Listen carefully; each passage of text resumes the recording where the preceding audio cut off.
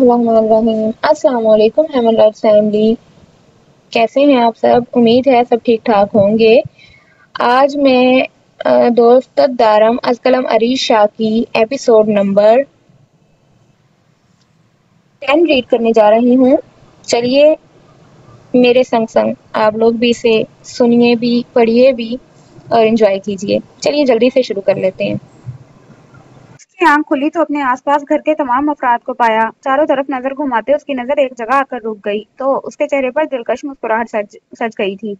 लेकिन फिर उसकी हालत देखते हुए उसके लब भींच गए। उसके सामने वो उजड़ी हुई हालत में खड़ी थी। उसे देखकर अफसोस हुआ था। अभी 5 दिन पहले वो दुल्हन की तरह सजी हुई थी और आज बेरंग बुझी हुई हालत में उसके सामने थी। उसकी आंखों से आंसू बह रहे थे। साहिर शाह का दिल चाहा कि उसे खुद में छुपा ले, लेकिन वो इतनी बेसब्री नहीं दिखा सकता था। सब लोग उससे मिल रहे थे। 48 घंटों का वो सफर उन सबके लिए मुश्किल था जो 48 से 72 घंटे तक चला गया था। डॉक्टर ने तो उम्मीद ही छोड़ दी थी, लेकिन सांस देने वाला डॉक्टर नहीं, खुदा था जिसने उसके नसीब में बहुत सारी सांसें लिख रखी थी। घर के सब लोग वहीं पर थे। दारम उसके पास ही बैठा था, फिलहाल खैर खैरियत से दरियाफ्त कर रहा था। सब लोग आए थे सवाए नूर के। वो आई ही नहीं थी हवेली से। यहाँ दारम ने कोई एतराज नहीं किया था, बल्कि यही कहा था कि बेहतर है कि वो घर पर ही रहे, यहाँ आकर अपनी हालत मजीद खराब ना करे।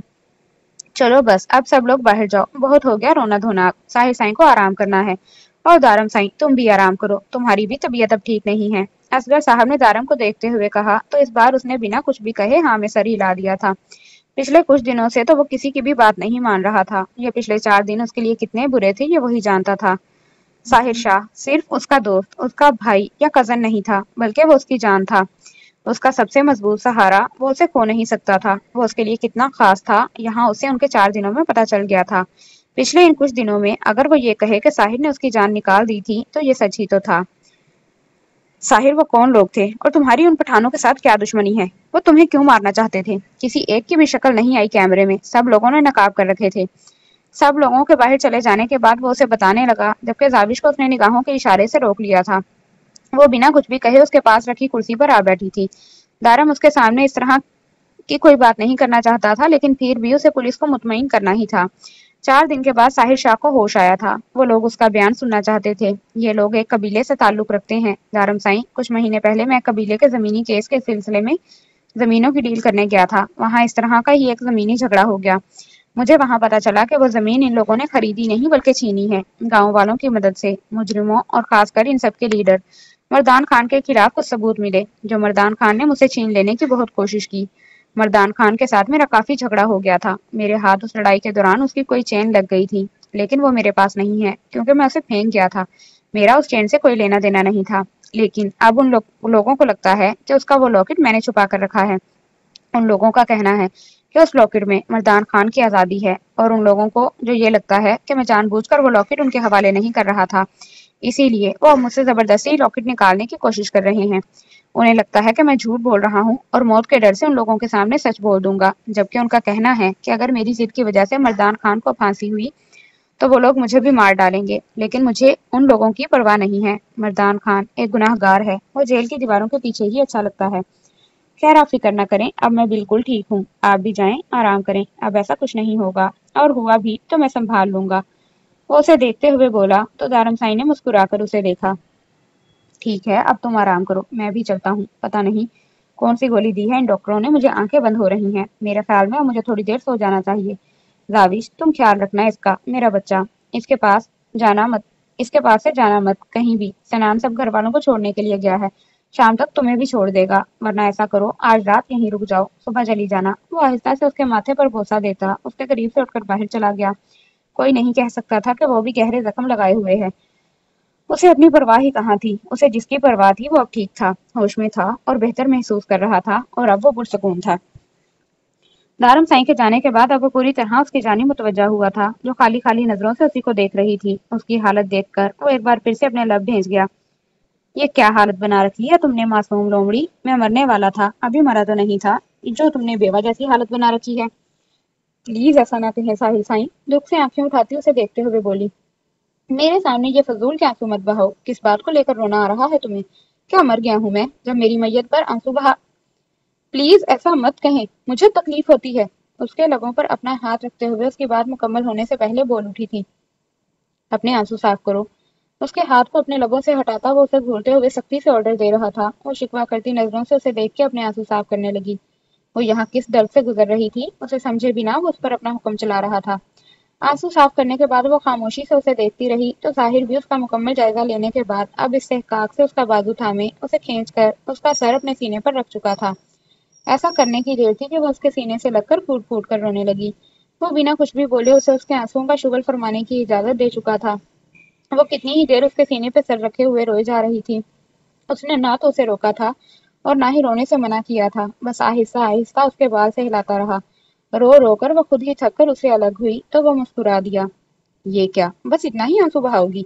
مجھے تو لگا تھا آج یہ ہسپتال میں بہہ جائے گا۔ خیر چلو، میں نے تمہاری مدد کی، تم رونا چاہتی تھی، میں نے تمہیں رونے کے لیے اپنا سینہ دیا، اب تو مجھے کیا دو گی بتاؤ؟ وہ اسے دیکھتے ہوئے سوال کرنے لگا تو وہ خود بھی حیرت سے اسے سوالیہ انداز میں دیکھنے لگی۔ آپ کو کیا چاہیے سائیں؟ بتائیں مجھے، میں ابھی آپ کو لا کر دیتی ہوں، وہ جلد بازی کا مظاہرہ کرتے ہوئے کہنے لگی تو ساحر پھر سے مسکرایا۔ اس وقت دو چیزوں کی شدید طلب محسوس ہو رہی ہے، اس نے اسے دیکھتے ہوئے کہا تو داوش نے جیسے سمجھتے ہوئے ہاں میں سر ہلایا۔ ساحر سائیں، ہسپتال کے اندر سگریٹ پینا الاؤڈ نہیں ہے، لیکن دوسری چیز میں لا کر دوں گی، میں وعدہ کرتی ہوں، وہ پھر سے جلدی سے بولی تھی۔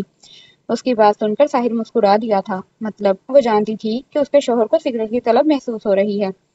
اچھی بات ہے، خیر سگریٹ تو مجھے دارم سائیں لا ہی دے گا، لیکن دوسری چیز کے لیے تمہیں کہیں جانے کی ضرورت نہیں پڑے گی، وہ مجھے صرف تم ہی دے سکتی ہو، وہ مسکراتے ہوئے بولا۔ اس کی مسکراہٹ اسے بے حد پسند آئی تھی۔ دوسری کون سی چیز ہے سائیں؟ میں ابھی دے دوں گی آپ کو، وہ اس کی بات کا مطلب سمجھے بنا بولی تو ساحر شاہ کے لبوں پر دلکش مسکراہٹ آئی تھی۔ اس نے آہستہ سے اپنے انگوٹھے سے اس کے نچلے لب کو چھوا تھا۔ مجھے بس دو ہی چیزوں کا نشہ ہے، ایک نشہ الاؤڈ نہیں ہے اور دوسرا نشہ کرنے سے مجھے کوئی روک نہیں سکتا۔ اس کا انداز حق جتاتا ہوا تھا۔ داوش کی نگاہ اپنے آپ جھکتی چلی گئی۔ یہ کیا کہہ رہے ہیں آپ کو آرام کی ضرورت ہے، سو جائیں پلیز۔ فضول چیزیں سوچنے کی ضرورت نہیں ہے، وہ فوراً اس کے ہاتھ سے اپنا ہاتھ نکالتے ہوئے گھبرا کر بولی تو ساحر شاہ کے لبوں پر دلکش مسکراہٹ بکھر گئی۔ میں نہ تو فضول کام سوچتا ہوں اور نہ ہی فضول کام کرتا ہوں، اور ویسے بھی یہاں تو بات میرے نشے کی ہے جسے میں ہر حال میں پورا کروں گا کہ یہ اپنا شرمانا گھبرانا ایک سائڈ پر رکھ دو۔ فی الحال میں تمہاری شرم و حیا دیکھنے کے موڈ میں نہیں ہوں، ادھر آؤ میرے پاس۔ اس کی بات کا خوب مزہ لیتے ہوئے ساحر نے اس کا بازو دوبارہ پکڑ کر کھینچ کر اسے اپنے قریب کیا تھا۔ ساحر سائیں، ہم گھر پر نہیں ہیں، یہ ہسپتال ہے، پلیز سمجھنے کی کوشش کریں۔ وہ اس کے ہاتھ سے اپنا ہاتھ نکالتی مزاحمت کرتے ہوئے بولی، لیکن تم تو میری بیوی ہونا، کیا ہسپتال اور کیا گھر؟ مجھے تو افسوس نہیں جا رہا اس دشمن پر جس نے مجھ پر حملہ کیا، کم از کم نشہ تو پورا کرنے دیتا بغیرت۔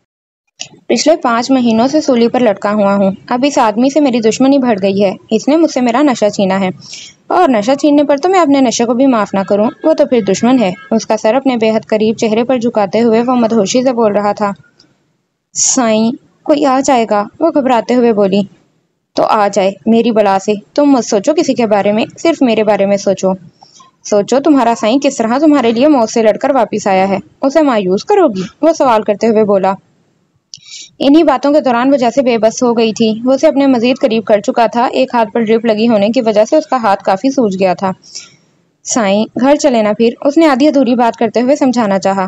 معصوم لومڑی، میں ساری زندگی خود بھی ہسپتال میں رہنے کا ارادہ نہیں رکھتا، گھر تو مجھے جانا ہی ہے، اور تم نے تو مجھے گانے سنانے کا بھی وعدہ کیا تھا، گانا تو تم نے مجھے سنانا ہی ہے، لیکن اب تم مجھے ڈانس کر کے دکھاؤ گی۔ وہ باتوں ہی باتوں میں اسے دیکھتا ایک اور فرمائش نوٹ کروا چکا تھا، جبکہ اس کی بات پر اس کی پوری آنکھیں کھل چکی تھیں۔ ساحر سائیں کی گرم سانسیں وہ اپنے چہرے پر محسوس کر رہی تھی۔ کیا مطلب ہے آپ کی اس بات کا؟ آپ نے کب مجھے ڈانس کرتے ہوئے دیکھا ہے؟ میں نے تو کبھی ڈانس نہیں کیا، وہ آنکھیں پھیلائے اسے اس کی اصل بات سے ہٹانے کی کوشش کر رہی تھی۔ کوشش فضول ہے، تم کسی بھی بات کی طرف میرا دھیان دلا کر اس سے ہٹا نہیں سکتی۔ مجھے میرا نشہ پورا کرنا ہے، تمہیں پتا ہے نا، میں چاہے کچھ بھی کیوں نہ کروں، نشہ پورا کر کے رہتا ہوں۔ میرا ہر کام میں میرا نشہ میرے برابر کا شریک ہے، اور اب تم میرا وقت برباد کر رہی ہو۔ میں صرف تمہاری مرضی کا انتظار کر رہا ہوں، مجھے مجبور مت کرو کہ میں اپنی مرضی کروں۔ وہ شاید اب بھی اسے موقع دے رہا تھا۔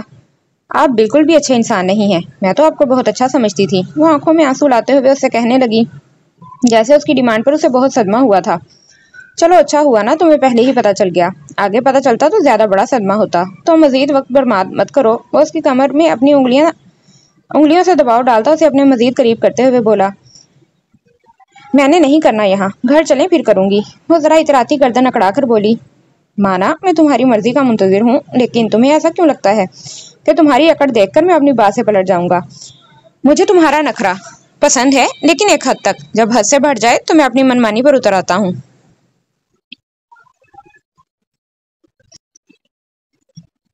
اس بار وہ بنا اسے مزید کچھ بھی کہنے کا موقع دیے اس کے بالوں پر اپنے ہاتھ کا وزن بڑھاتا اسے اپنے چہرے کے قریب کرتے ہوئے اس کے لبوں کو اپنے لبوں کی دسترس میں لے چکا تھا۔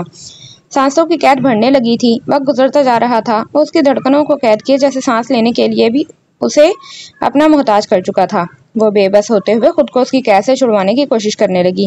اس کی قید بہت مضبوط تھی، وہ کوشش کے باوجود بھی خود اس سے دور نہیں ہو پا رہی تھی۔ اس کا ہاتھ اس کے سر کے پیچھے تھا، وہ چاہ کر بھی فاصلہ نہیں بنا پا رہی تھی، جبکہ اب اسے اپنی سانس رکتی ہوئی محسوس ہو رہی تھی۔ اس کے سینے پر ہاتھ رکھتے ہوئے پیچھے ہٹی تو ساحر سائیں کی کرہ نکلی۔ سوری ساحر سائیں۔ تکلیف کی شدت بڑھنے پر وہ اس کے پیچھے سے اپنا ہاتھ ہٹا چکا تھا، جبکہ اس کے چہرے کے تاثرات دیکھتی وہ خود بھی بوکھلا گئی تھی۔ اس نے خود پہ لعنت بھیجی تھی، وہ کیسے اپنا ہاتھ اس کے زخم پر رکھ کر اسے تکلیف سے دوچار کر چکی تھی۔ آنسو ٹپ ٹپ اس کی آنکھوں سے گرنے لگے، جبکہ ساحر سائیں کا دھیان فی الحال اپنے سینے کی جانب تھا جہاں درد کی ٹیسیں اٹھ رہی تھیں۔ جانے کتنی دیر سے اس کا ہاتھ اس کے زخم پر تھا، جسے شاید اپنا نشہ پورا کرنے کے درمیان محسوس بھی نہ کر سکا، لیکن مزاحمت کے دوران نہ جانے کیسے اس سے تکلیف دے بیٹھی تھی۔ وہ جانتا تھا اس کی زاوش جان بوجھ کر ایسا ہرگز نہیں کر سکتی۔ اس نے خود کو نارمل ظاہر کرتے ہوئے اسے دیکھا تو اس کی آنکھیں دیکھ کر جیسے تڑپ اٹھا تھا۔ میں ڈاکٹر کو بلا کر لاتی ہوں، وہ گھبرائے ہوئے لہجے میں بولتی پلٹی تھی کہ اچانک ساحر نے اس کا ہاتھ تھام کر اسے واپس اپنے قریب کھینچ لیا۔ دماغ تو نہیں خراب ہو گیا تمہارا؟ کیوں میرا رومانٹک موڈ خراب کر رہی ہو ڈاکٹر کو یہاں بلا کر؟ ابھی میرا نشہ پورا نہیں ہوا۔ اسے ایک بار پھر سے اپنے قریب گھسیٹتے ہوئے وہ اپنے سابقہ موڈ میں لوٹ آیا تھا۔ آپ کو درد ہو رہا ہے نا؟ اس کے بے حد قریب اس پر جھکے ہوئے وہ آنسو بہاتے ہوئے بولی تو ساحر شاہ کو اس پر ٹوٹ کر پیار آیا۔ وہ لمحے میں اسے اپنے بے حد قریب کر چکا تھا۔ اتنی محبت، اتنی چاہت آج سے پہلے کب محسوس کی تھی اس نے؟ یہ تو اس کی خواہش تھی کہ کوئی اسے ٹوٹ کر چاہے، اس کے لیے آنسو بہائے، اس کی خوشیوں میں خوش رہے۔ اس نے سوچ لیا تھا وہ کسی ایسی لڑکی سے شادی کرے گا جس کے دل میں کسی اور مرد کا نقش کبھی بھی نہ رہا ہو۔ وہ کسی ایسی لڑکی سے شادی کرنا چاہتا تھا جس کا دل شفاف ہو، جس کی محبت نکاح کے بندھن سے بندھی ہوئی ہو، اور اس کی پناہوں میں یہ لڑکی ویسی ہی تو تھی جیسی وہ چاہتا تھا۔ ہاں یہ سچ تھا کہ بچپن کے اس واقعے نے اسے زاوش پر بہت غصہ دلایا تھا۔ اس کے منہ پر تھپڑ مار کر اس وقت اس نے اپنا غصہ نکال دیا تھا، جس کے بعد بابا سائیں نے پائپ سے اس کی خوب مرمت کی تھی، اور اس بات کا غصہ اسے ہمیشہ سے رہا تھا۔ اس کے بابا سائیں چاہے اس پر کتنا ہی غصہ کریں، اسے ماریں، لیکن پائپ کی مار اسے پہلی بار لگی تھی، اور اس کے بعد اس نے زاوش کو مخاطب کرنا ہی چھوڑ دیا تھا۔ وہ چھوٹا تھا تب اکثر سوچتا تھا کہ وہ اس سے بدلہ لے گا۔ وہ تو اس سے کوئی بدلہ نہ لے سکا، ہاں، لیکن وہ اپنے تھپڑ کا بدلہ خوب لے رہی تھی، اسے تڑپا کر، اسے دور رہ کر، لیکن وہ خود بھی تڑپ رہی تھی۔ نہ جانے کیسے کاٹے تھے اس نے یہ پچھلے 5 دن، نہ جانے کیسے اس نے خود کو سنبھالا تھا۔ اس کے سینے سے لگی وہ خاموشی سے آنسو بہانے میں مصروف تھی، اس کی پیشنٹ ڈریس ساری بھیگتی جا رہی تھی۔ زاوش، میں نے تمہیں رونے کے لیے یہاں نہیں بلایا یار، تم تو رو رو کر مجھے مزید بیمار کر دو گی، وہ اکتا کر بولا تو اس کے اوپر سے اٹھتی زاوش نے اپنے آنسو صاف کیے۔ گڈ، اور اب پاس آؤ۔ سائیں، اس کی فرمائش پر وہ چلائی تھی، اونچا نہیں سنتا میں لڑکی، یہ تمہاری بھول ہے کہ اپنا نشہ پورا کیے بنا میں تمہیں یہاں سے جانے دوں گا۔ اب پاس آؤ، یقین کرو اگر اس وقت میرے پاس سگریٹ ہوتے تو میں اپنی پوری ڈبی ختم کر چکا ہوتا۔ تم تو ایک ہی کش میں مری جا رہی ہو۔ وہ اسے تنگ کرنے کی کوئی بھی کسر چھوڑنا نہیں چاہتا تھا۔ اس کے گھورنے پر اس کی مسکراہٹ گہری ہوتی جا رہی تھی، لیکن اس سے پہلے کہ وہ اسے مزید اپنے قریب کرتا کوئی دروازے سے اندر داخل ہوا، ساحر سائیں کا موڈ اچانک خراب ہوا تھا۔ جبکہ زاوش اس کے قریب سے اٹھتی کھڑی ہوئی، لیکن ساحر سائیں نے پھر سے اس کا ہاتھ تھام لیا۔ وہ نہیں چاہتا تھا کہ وہ لمحے بھر کے لیے بھی اس سے دور ہو۔ السلام علیکم۔ وہ جان بوجھ کر دارم سے ملنے نہیں گئی تھی، وہ اسے کسی خوش فہمی میں مبتلا نہیں کرنا چاہتی تھی۔ وہ جلد ہی اسے چھوڑ کر جانے والی تھی تو مزید فارمیلٹی نبھانے کا اس کا کوئی ارادہ نہیں تھا، لیکن شاید اب دارم سائیں سب کے سوالوں کے جواب دے دے کر تنگ آ چکا تھا، تبھی خود ہی اسے اپنے موبائل پر کال کی۔ ایک تو ڈاکٹر اسے موبائل فون استعمال کرنے کی اجازت نہیں دے رہا تھا، اس کا موبائل انہی کے پاس تھا، لیکن تھوڑی سی آنکھیں دکھانے پر وہ اسے فون دینے کے لیے تیار ہو گئے تھے۔ اس نے سب سے پہلے در کو ہی فون کیا تھا، جو اتنا سب کچھ ہو جانے کے باوجود بھی اپنا کھول توڑ کر باہر نہیں نکلی تھی، یہاں تک کہ وہ اس سے ملنے ہسپتال تک نہیں آئی تھی۔ اس کا زخموں سے چھلنی جسم اسے اس وقت کتنی تکلیف سے دوچار کر رہا تھا، در کو شاید اندازہ بھی نہیں تھا، یا شاید اندازہ تھا لیکن وہ پھر بھی آنا نہیں چاہتی تھی۔ اس کی بے رحمی نے اسے غصہ تو بہت دلایا تھا، لیکن سب کے سامنے اس نے بڑی مشکل سے اس لڑکی کی غیر موجودگی کو ہینڈل کیا تھا۔ لیکن اب بھی اس کی طرف سے سرد سا سلام سن کر اس کے ماتھے پر بل آ گئے تھے۔ شاید وہ اس کی طرف سے بےتاب سوالات سننا چاہتا تھا۔ وعلیکم السلام، تمہیں شاید پتہ نہیں ہے کہ مجھے گولی لگی ہے۔ وہ نہ جانے کیسے یہ جملہ بول گیا، جبکہ وہ جانتا تھا کہ وہ سب کچھ جانتی ہے، اسے سب پتہ ہے، اس کے درد سے وہ باخبر ہے۔ لیکن کہیں نہ کہیں شاید پچھلے 5 مہینوں کی بے تحاشا محبت کی امید شامل تھی جو وہ اس سے جتاتی آئی تھی۔ میں بچی نہیں ہوں دارم سائیں جو کھیل کود کر یہ بات بھول جاؤں گی، مجھے سب کچھ پتا ہے، وہ جیسے بیزار لہجے میں گویا ہوئی۔ تو اس کے لہجے نے دارم سائیں کو تکلیف دی تھی، لیکن وہ بڑے دل کا مظاہرہ کرتے ہوئے اسے معاف کرتا پھر بولا، تو میں کیا کروں؟ آپ کو گولی لگی ہے، وہاں آ کر آپ کی خدمت میں لگ جاؤں تاکہ آپ کو پھر سے فضول محبت کا دورہ پڑ جائے؟ مجھ سے نہیں ہوتے یہ ڈرامے۔ مزید میں پہلے ہی بتا چکی ہوں کہ مجھے کسی چیز سے کوئی فرق نہیں پڑتا، لیکن بار بار مجھے ان سب چیزوں میں گھسیٹا جا رہا ہے۔ دیکھیں دارم سائیں، مجھ سے کسی طرح کی کوئی امید مت لگائیں، افسوس اور دکھ ہوگا آپ کو۔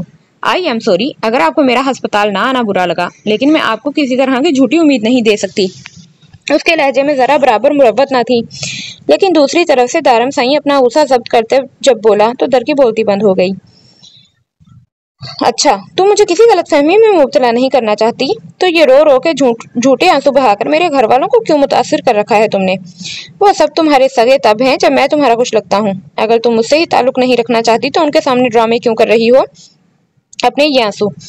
یہ بے قراری مجھے دکھاؤ۔ ظالم جانم سائیں، ہو سکتا ہے میں تم پر ترس کھا کر تمہاری من چاہی چیز دے دوں۔ میرے گھر والوں کے ہاتھ میں کچھ نہیں ہے جن کے سامنے تم ڈرامے کر کے اپنی مطلوبہ خواہش پوری کرو گی۔ یہ آنسو سے گھائل آنکھیں مجھے دکھاؤ، یقین کرو اور کچھ حاصل ہو نہ ہو اپنی قربت سے تمہیں مہکا دوں گا۔ وصل کے لمحات میں تمہیں خود پر غرور کرنے کا موقع دوں گا۔ اب مزید گھر والوں کے سامنے آنسو بہانے کی ضرورت نہیں ہے۔ اگر ڈرامے بازیاں کرنی ہے تو یہاں آ کر کرو، میرے پاس۔ ہاں، تمہاری مطلوبہ خواہش تو پوری نہیں کر سکوں گا، لیکن شوہر ہونے کے پورے حقوق ادا کروں گا۔ ٹانگیں قبر میں لٹکی ہوئی ہیں اور وہاں پر بھی آپ کو یہ بےہودگی ہی سوچ رہی ہے۔ کچھ شرم کریں، ہسپتال کے بستر پر پڑے ہیں۔ وہ اس کی بات کاٹتے ہوئے اسے شرم دلانے لگی، کیونکہ دوسری طرف اس کے کانوں کی لو تک سرخ ہو رہی تھی۔ اس کے جھڑکنے پر دارم سائیں کا دلکش قہقہا بلند ہوا۔ شرما رہی ہو جانم سائیں؟ دور سے شرماؤ گی تو پھر مسئلہ ہوگا نا۔ میرے پاس آ جاؤ، 4 دن سے تمہارا چہرہ نہیں دیکھا، قسم سے دل جیسے دھڑکنا بھول گیا ہے۔ تڑپ رہا ہوں تمہارے دیدار کی خاطر، اب مزید مت تڑپاؤ۔ وہ جیسے التجا کر رہا تھا۔ لوگ اسے ظالم سردار کہتے تھے، لیکن وہ کہاں جانتے تھے کہ وہ ظالم سردار ایک چھوٹی سی لڑکی کے سامنے اتنا بے بس ہے کہ اس کے لیے کچھ بھی کرنے کو تیار ہے۔ ہاں بے شک وہ اسے سانس ہی مانگ لے وہ خوشی خوشی دے دے گا، لیکن طلاق؟ وہ خود کو ختم کر کے اسے بیوہ تو کر سکتا تھا، لیکن اسے خود سے آزاد نہیں کر سکتا تھا۔ وہ آخری سانس تک اس کی تھی۔ میرے پاس فضول ٹائم نہیں ہے وہاں پر برباد کرنے کے لیے، وہ بے رحمی سے بولی۔ یہ تمہارا آخری فیصلہ ہے؟ دوسری طرف سے ہاری ہوئی آواز آئی۔ ہاں، اس نے گردن اکڑا کر کہا۔ وہ ہار گیا تھا اس کے سامنے، اسے خوشی ہوئی تھی۔ ٹھیک ہے مت آؤ، میں خود آ جاؤں گا جمعے تک، پھر اپنی خیر منانا۔ اس کے لہجے میں دھمکی تھی۔ نور نے گھبرا کر فون کو دیکھا جو بند ہو چکا تھا۔ نہ جانے اب اس آدمی نے کیا سوچ رکھا تھا۔ فون ایک سائڈ پر رکھنے کی دیر تھی کہ پھر سے بجنے لگا۔ سمرا کی کال آتی دیکھ کر وہ فون اٹھاتی اپنے کان سے لگا چکی تھی۔ وہ اسے خود سے دور نہیں کرنا چاہتا تھا۔ اس کی کلائی اس کے مضبوط ہاتھ میں قید تھی، جبکہ دروازے پر کھڑا عارش نگاہوں میں شرارت لیے مسکرائے جا رہا تھا۔ کیا ہو رہا ہے اس بند کمرے کے پیچھے؟ ذرا مجھے بھی تو پتا چلے۔ میں تو کب سے انتظار کر رہا تھا کہ زاوش باہر آئے گی تو میں بھی ساحر سائیں کی خیریت دریافت کروں گا، لیکن یہاں تو میرا انتظار ہی رہ گیا۔ اب پچھلے آدھے گھنٹے سے میں دروازے پر کھڑا ہوں، آپ کا انتظار کر رہا ہوں۔ زاوش بھابی، اگر آپ کی میٹنگ مکمل ہو چکی ہو تو میں بھی ذرا سا آدھا سائیں سے بات کر لوں، وہ سر جھکاتے ہوئے بڑے شرارتی لہجے میں اس سے کہہ رہا تھا۔ ہاں ضرور، آپ بات کر لیں، میں چلتی ہوں۔ دارم عطا سائیں کے کمرے میں وہ اپنا ہاتھ چھڑواتے ہوئے اسے کہنے لگی، لیکن ساحر کا ایسا کوئی ارادہ نہیں تھا۔ اس کے ہاتھ کو جھٹکا دیتا وہ عارش کو دیکھنے لگا۔ تم بعد میں آنا عارش سائیں، ہم بعد میں بات کریں گے، فی الحال میں مصروف ہوں۔ جاتے ہوئے دروازہ بند کر دینا، اور اب کوئی فضول بات نہیں۔ وہ اسے جانے کا اشارہ کرتا اس کو اپنے قریب بیٹھنے کے لیے کہہ رہا تھا۔ یہ کیا بات ہوئی؟ میں آدھے گھنٹے سے انتظار کر رہا ہوں۔ عارش تڑپ اٹھا تھا۔ شادی کیا ہوئی؟ آپ بھی بدل گئے نا، سب لوگ بدل جاتے ہیں شادی کے بعد۔ میں آپ کو بہت مضبوط سمجھتا تھا، سخت لونڈا سمجھتا تھا، लेकिन आप भी निकले ना जोरू के गुलाम। वो हाथ मलते हुए बिल्कुल औरतों की तरह दुहाइयां दे रहा था। कोई कह नहीं सकता था कि ये पेरिस का एक बहुत ही मशहूर और पढ़ा लिखा सिंगर है। जाविश, नीचे से मेरा जूता उठा दो। वो हाथ नीचे की जानिब करता जाविश से कहने लगा तो वो उसे कुछ भी समझने का मौका दिए बिना कमरे से बाहर निकल गया, जबकि जाविश मुस्कुराते हुए उसे जाते देखकर साहिर शाह की जानिब मुतवज्जा हुई। आरिश के बारे में वो ज्यादा कुछ भी नहीं जानती थी, सिर्फ इतना पता था कि उनके दो कजन पेरिस में भी हैं। आरिश शाह पहले भी आता जाता रहा था पाकिस्तान, लेकिन उसके साथ उसकी इतनी ज्यादा दोस्ती नहीं थी, और फिर अब तो काफी सालों से वो वापस नहीं आया था, इसीलिए उसे ज्यादा समझना उसके बस से बाहर था। लेकिन साहिर अक्सर अपनी फूफो साई से मिलने जाता था और उसके साथ उसकी बहुत ज्यादा दोस्ती थी, वरना उसके अलावा और किसी में इतनी हिम्मत थी कि वो साहिर शाह से मजाक करता। साहिर के सामने तो वैसे भी सबकी बोलती बंद ही रहा करती थी, उसका मुंह भी तो निकाह के बाद ही खुला था, जहां तक उसे याद था। साहिर शाह मुस्कुराते हुए उसे देख रहा था, जबकि उसकी मुस्कुराहट में छुपी उसकी दो मायने खामोशी समझकर वो नजर झुका गई। दारम साईं, खुदा के लिए मुझे घर ले चलो, मैं तंग आ गया हूँ यहाँ इस अस्पताल में इस बेड पर पड़े पड़े, इन दवाइयों की बदबू खुद में उतारते उतारते। बस और जुल्म मत करो मुझ पर, न जाने कौन सी बात का बदला निकाल रहे हो तुम मुझसे। मैं तुम्हारे सामने हाथ जोड़ता हूँ, बस बहुत हो गया, खुदा के लिए मुझे यहाँ से ले चलो, मुझे मेरे घर जाना है। मैं सारी जिंदगी तुम्हारी बहन के हाथ के कड़वे जहरीले करेले खा लूंगा, लेकिन यह अस्पताल का खाना मुझसे खाया नहीं जाता। भाई इतना भी क्या परहेज करवाना, जान लोगे क्या? पता नहीं कौन से गुनाह की सजा मिल रही है मुझे यहाँ। ना तो ये मनहूस लोग घर जाने दे रहे हैं और ना ही कुछ अच्छा खाने को दे रहे हैं, और अगर गलती से सिगरेट की डब्बी को हाथ लगा दूं तो 1 घंटे का लेक्चर। कोई पूछे इन लोगों से क्या इनके गुर्दे खराब कर रहा हूँ मैं? दारम साई ने जैसे ही कमरे में कदम रखा वो शुरू हो चुका था, और सिगरेट की बात उसने क्यों की थी ये भी वो बहुत अच्छे तरीके से समझ चुका था, क्योंकि दारम साई ने खुद उसे मना किया था कि जब तक अस्पताल में हो तब तक सिगरेट नोशी ना करो। लेकिन जैसे ही उसने कमरे में कदम रखा उसने सबसे पहले सिगरेट की डब्बी को ही उठाया था, और साथ ही लंबी चौड़ी गर्दान की थी ताकि वो उसे सिगरेट पीने से मना ना करे। इस बार दारम साई ने भी उसे सिगरेट पीने से रोका नहीं था, बल्कि मुस्कुराते हुए उसके करीब ही बैठ गया और उसे सिगरेट पीते हुए देखता रहा। मैंने डॉक्टर से पूछ लिया है, वापस जाने की इजाजत मिल चुकी है, इंशाल्लाह कल ही मैं तुम्हें वापस हवेली ले जाऊंगा। बस तुम्हारा आखिरी चेकअप रहता है। डॉक्टर को शक है कि हड्डी में कोई बड़ा फ्रैक्चर आया है जो आगे जाकर तुम्हारे लिए मसला पैदा कर सकता है। जब तुम्हें गोलियां लगी थी, एक गोली तो तुम्हारे सीने में लग गई, जबकि दूसरी गोली जो कंधे पर लगी थी डॉक्टर ने उसे निकालने में देर कर दी, क्योंकि इन लोगों ने पहले तुम्हारे सीने का ऑपरेशन किया था। कंधे पर लगने वाली गोली ने बहुत बुरे असरात दिखाए हैं, इसने तुम्हारी हड्डी को बहुत बुरे तरीके से डैमेज किया है, बीच में सुराख हो गया है, और डॉक्टर का कहना है कि जब तक हड्डी ठीक नहीं हो जाती तब तक तुम्हें सबसे ज्यादा एहतियात करनी होगी, क्योंकि ये जिंदगी भर का मसला बन सकता है। इसीलिए डॉक्टर ने तुम्हें किसी भी तरह की मूवमेंट से मना कर दिया है। तुम्हें हद से ज्यादा एहतियात करनी पड़ेगी, जिसकी वजह से मुमकिन है कि तुम्हें बहुत सारे ऐसे काम करने पड़ जाएं जो तुम कभी नहीं करना चाहते, और कुछ पाबंदियां भी हैं। वो तहमीद बांध रहा था। साहिर साईं बहुत गौर से सुन रहा था, जब वो बोलते बोलते रुक गया। दारम साईं, तुम क्या कहना चाहते हो? बात क्लियर करो यार। पहले ही मुझे यह अस्पताल में बैठे बैठे इतने झटके दिए जा रहे हैं कि मैं हर रोज नए झटके के लिए तैयार रहता हूँ। वो उसे कुछ कहने के लिए अल्फाज ढूंढते देखकर खुद ही उसके लिए आसानी पैदा करता पूछने लगा, मैं तुम्हें कुछ नहीं कह रहा, बस ये बता रहा हूँ कि बाबा साईं ने एक फैसला किया है जो तुम्हें चाचू साईं खुद बताएंगे। और ये फैसला किस चीज के बारे में है ये भी बता दो, और बाबा साईं आकर क्यों बताएंगे? तुम ही बता दो मुझे जो बताना है। मुमकिन है तुम्हारी बात में ज्यादा बेहतर तरीके से समझ जाऊं, और जल्दी से जल्दी मेरे अस्पताल से निकलने का भी इंतजाम करो, कल की बजाय आज करो। 10 दिन से अस्पताल में पड़े बिल्कुल इस तरह की जिंदगी गुजार रहा हूँ जैसे मैं अस्पताल नहीं बल्कि जेल में हूँ। वो उसे अपनी कंडीशन बताते हुए बोला तो दारम साईं के चेहरे पर दिलकश मुस्कुराहट बिखर गई। अब जो भी बातें हैं चाचू साईं खुद आकर करेंगे, फिलहाल मैं निकल रहा हूँ, डॉक्टर से जरूरी बात करनी है। वो उसके करीब से उठता दरवाजे तक गया। जब साहिर साईं ने उसे पुकारा उसने मुड़कर देखा, चेहरे पर मुस्कुराहट थी। खैरियत तो है दारम साईं? हम 10 दिन से यहाँ अस्पताल में पड़े हैं और तुम्हारी बीवी ने झांका भी नहीं।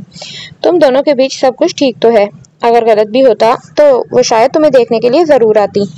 उसके दिमाग में 10 दिन से यही सवाल चल रहा था कि नूर अस्पताल क्यों नहीं आई थी, इसीलिए उससे पूछ बैठा, जबकि उसके सवाल पर वो मुस्कुराया था।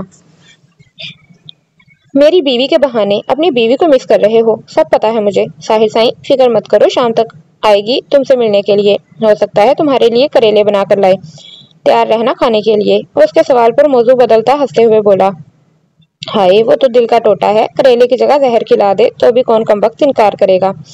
वो जेरे लब बड़बड़ाता हुआ दिलफरेब अंदाज में मुस्कुराता वापस बेड पर लेट गया था। इन 10 दिनों में जाविश एक दिन छोड़कर उससे मिलने जरूर आती थी। वो तो 24 घंटे उसकी शक्ल देखने को तैयार था, लेकिन अम्मा साईं उसे ज्यादा बाहर नहीं रहने देती थी, क्योंकि उनका मानना था कि नई नवेली दुल्हन को इस तरह बाहर के चक्कर नहीं लगाने चाहिए। अब अम्मा साईं क्या जाने वो इस नई नवेली दुल्हन को रोककर इस नए नवेले जख्मी दूल्हे पर कितना जुल्म कर रही हैं। खैर जो भी था, इतना ही एहसान काफी था कि वो एक दिन छोड़कर ही सही आ तो रही थी। उसकी निगाहें ठंडी हो जाती थीं उसका दीदार करके। तुम तो बिरयानी बनाकर लाई हो, मैं तो करेलों का मुंतजिर था। मासूम लोमड़ी। उसके आने पर वो मुस्कुराते हुए उसके हाथ से टिफिन ले चुका था। शुक्र था कि कुछ तो खाने को मिला था, वरना अस्पताल के खाने खा खा कर तंग आ चुका था। मुझे पता है आपको करेले बिल्कुल पसंद नहीं है, खासकर मेरे हाथ के बिल्कुल भी पसंद नहीं है, लेकिन मैं अच्छे करेले बनाना सीख जाऊंगी। आप एक बार घर तो आए। वो फरमाबरदार बीवी की तरह उसके पास बैठी हुई बोली थी, जबकि बाबा साईं मुस्कुराते हुए उन दोनों की गुफ्तगू सुन रहे थे, जो कि बहुत कम आवाज में होने के बावजूद भी आसानी से उनके कानों तक रसाई हासिल कर रही थी। उसके लिए खाना निकालते हुए थोड़ा सालन उसके हाथ पर गिर गया तो वो उठकर अटैच वॉशरूम में धोने चली गई तो बाबा साईं उसके पास आ बैठे। वो जानता था उन्होंने उससे बहुत जरूरी बात करनी है। जी बाबा साईं बोले, मैं वैसे भी आपका इंतजार कर रहा था। जल्दी से बताइए वो बात जो आप मुझसे करना चाहते थे। दारम साईं अधूरी बात बताकर चला गया। तो आप बताएं क्या हुआ है, कौन सी हड्डी को क्या मसला हुआ है। अब आप तफसील से बताएं। आपको परेशान होने की जरूरत नहीं है, आपका बेटा कमजोर नहीं है।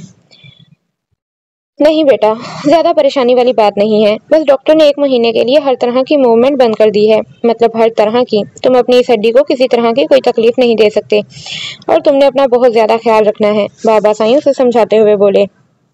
जी बाबा साईं, मैं अपने कंधे को बिल्कुल मूव नहीं करता, क्योंकि हाथ हिलाने से वाकई मुझे काफी ज्यादा तकलीफ होती है, और कल तो घर चला जाऊंगा तो खुद ही आहिस्ता आहिस्ता ठीक हो जाएगा। उसने उन्हें यकीन दिलाया तो उन्होंने नफी में सर हिलाया। मैं इस तरह की मूवमेंट की बात नहीं कर रहा, मैं तुम्हें कुछ और बताना चाह रहा हूँ। वो फिर से बात अधूरी छोड़ गए। जी बताएं, आप क्या बताना चाहते हैं। उनकी अधूरी बात छोड़ने पर वो फिर से सवाल करने लगा तो बाबा साईं का दिल चाहा कि वो अपना सर पीट ले। ठीक है, क्लियर बात करता हूँ, तुम 1 माह तक जाविश के साथ किसी तरह का रिश्ता नहीं बना सकते। वो उसे देखते हुए इस कदर सीरियस अंदाज में बोले कि सामने बैठे शख्स को सच में झटका लगा। 1 महीना? बाबा साईं आप क्या कह रहे हैं? क्या आप ये कहना चाहते हैं कि मैं 1 महीने तक जाविश के हकूक भी पूरे ना करूं?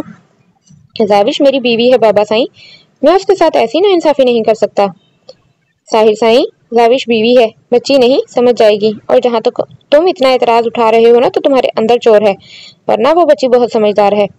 1 महीने के अंदर तुम्हारा प्लास्टर खुल जाएगा, तुम्हारी हड्डी सेट हो जाएगी, ये भी अपनी जगह पर आ जाएगी। फिर तुम दोनों हनीमून पर चले जाना और सुकून से जिंदगी गुजारना। सिर्फ 1 महीने की बात है, वो उसे समझाते हुए बोले, क्योंकि ये बात तो वो खुद ही समझ गए थे कि जाविश के मामले में उनका बेटा खुद ही बेसब्रा है, और यकीनन जाविश के हसूल के लिए वो अपनी तकलीफ की परवाह हरगिज नहीं करेगा।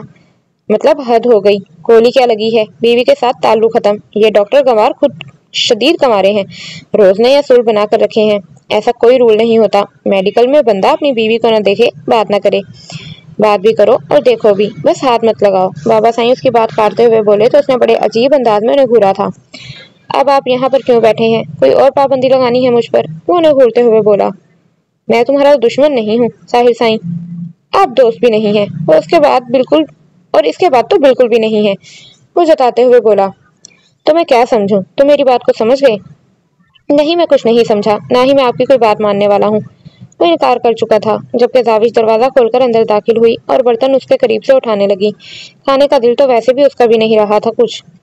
रात यहीं पर रुक जाओ, सुबह साथ चलेंगे। बाबा साईं के इशारे पर जाविश ने जाने के लिए उठना चाहा तो वो उसका हाथ थाम कर रोकने लगा। नहीं, अब सुबह घर पर ही मिलेंगे, वैसे भी आप आ ही जाएंगे, और इस सोफे पर मैं ठीक से सो नहीं पाती, सारी रात नींद नहीं आती, और वैसे भी आपके आने की भी तैयारी करनी है ना। नजर चुराते हुए उसके करीब से बर्तन उठा चुकी थी। ठीक है भाई, हर कोई अपनी मर्जी करता है, बिस्तर पर जो पड़ गया हूँ, जो दिल में आए करो, मेरी सुनता कौन है। वो उसे घूरते हुए नाराजगी से वापस पलट गया था। पिछले कुछ दिनों से वो ऐसा ही हो गया था, कभी उसके ना आने पर उससे रूठ जाता, तो कभी आकर उसकी तरफ ना देखने पर नाराजगी जाहिर करता। और इन 10 दिनों में जाविश ने उसके कई रूप देखे थे, और उसका हर रूप उसके लिए खास था। آپ کل آ جائیں گے نا گھر واپس، تو مجھے جانے دیں تاکہ میں آپ کی واپسی کی اچھی سی تیاری کر سکوں۔ اس کی ناراضگی کو دیکھ وہ سمجھاتے ہوئے بولی، تھوڑی دیر پہلے ان دونوں کے مابین ہونے والی ساری گفتگو اپنے کانوں سے سن چکی تھی، لیکن اس نے ان دونوں پر یہ بات ظاہر نہیں ہونے دی تھی، کیونکہ وہ نہیں چاہتی تھی کہ چاچو سائیں اس کے سامنے شرمندہ ہوں۔ اپنے بیٹے کو وہ کیا سمجھانے کی کوشش کر رہے تھے وہ بہت اچھے طریقے سے سمجھ گئی تھی۔ ٹھیک کہتا تھا ساحر شاہ، وہ بیوی تھی، بچی نہیں۔ اور وہ یہ بھی بہت اچھے طریقے سے سمجھ گئی تھی کہ ایک بار گھر آنے کے بعد وہ اسے دوری ہرگز نہیں بنائے گا۔ وہ تو یہاں ہسپتال میں بھی اسے دور رہنے کے لیے تیار نہیں تھا، تو گھر پر تو اس کا کمرہ، اس کی ملکیت، وہ کیسے اس سے دور رہتا؟ لیکن اسے گھر جانا تھا، کیونکہ گھر جا کر ہی وہ اپنے دماغ کو ٹھکانے پر رکھ کر اس مسئلے کا حل تلاش کر سکتی تھی۔ وہ ساحر سائیں کی محبت تھی، اس کے لیے مصیبت نہیں بننا چاہتی تھی۔ نور بیٹا، تم دونوں میں سب کچھ ٹھیک تو ہے نا؟ تم کیوں نہیں ہسپتال چل رہی ہو؟ ہر کوئی تمہارے بارے میں سوال پوچھ چکا ہے، لیکن تم ہسپتال نہیں جاتی۔ میری جان، ہوا کیا ہے؟ تمہیں اماں سائیوں سے اپنے پاس بٹھاتے اسے سوال کرنے لگی۔ آج ان کے سوال سے بچنا نور کے لیے ممکن نہیں تھا۔ روز کوئی نہ کوئی بہانہ بنا کر وہ ان کے قریب سے اٹھ جاتی تھی، لیکن آج ایسا نہ ہوا۔ کوئی بات نہیں ہے اور نہ ہی کوئی ناراضگی ہے اماں سائیں۔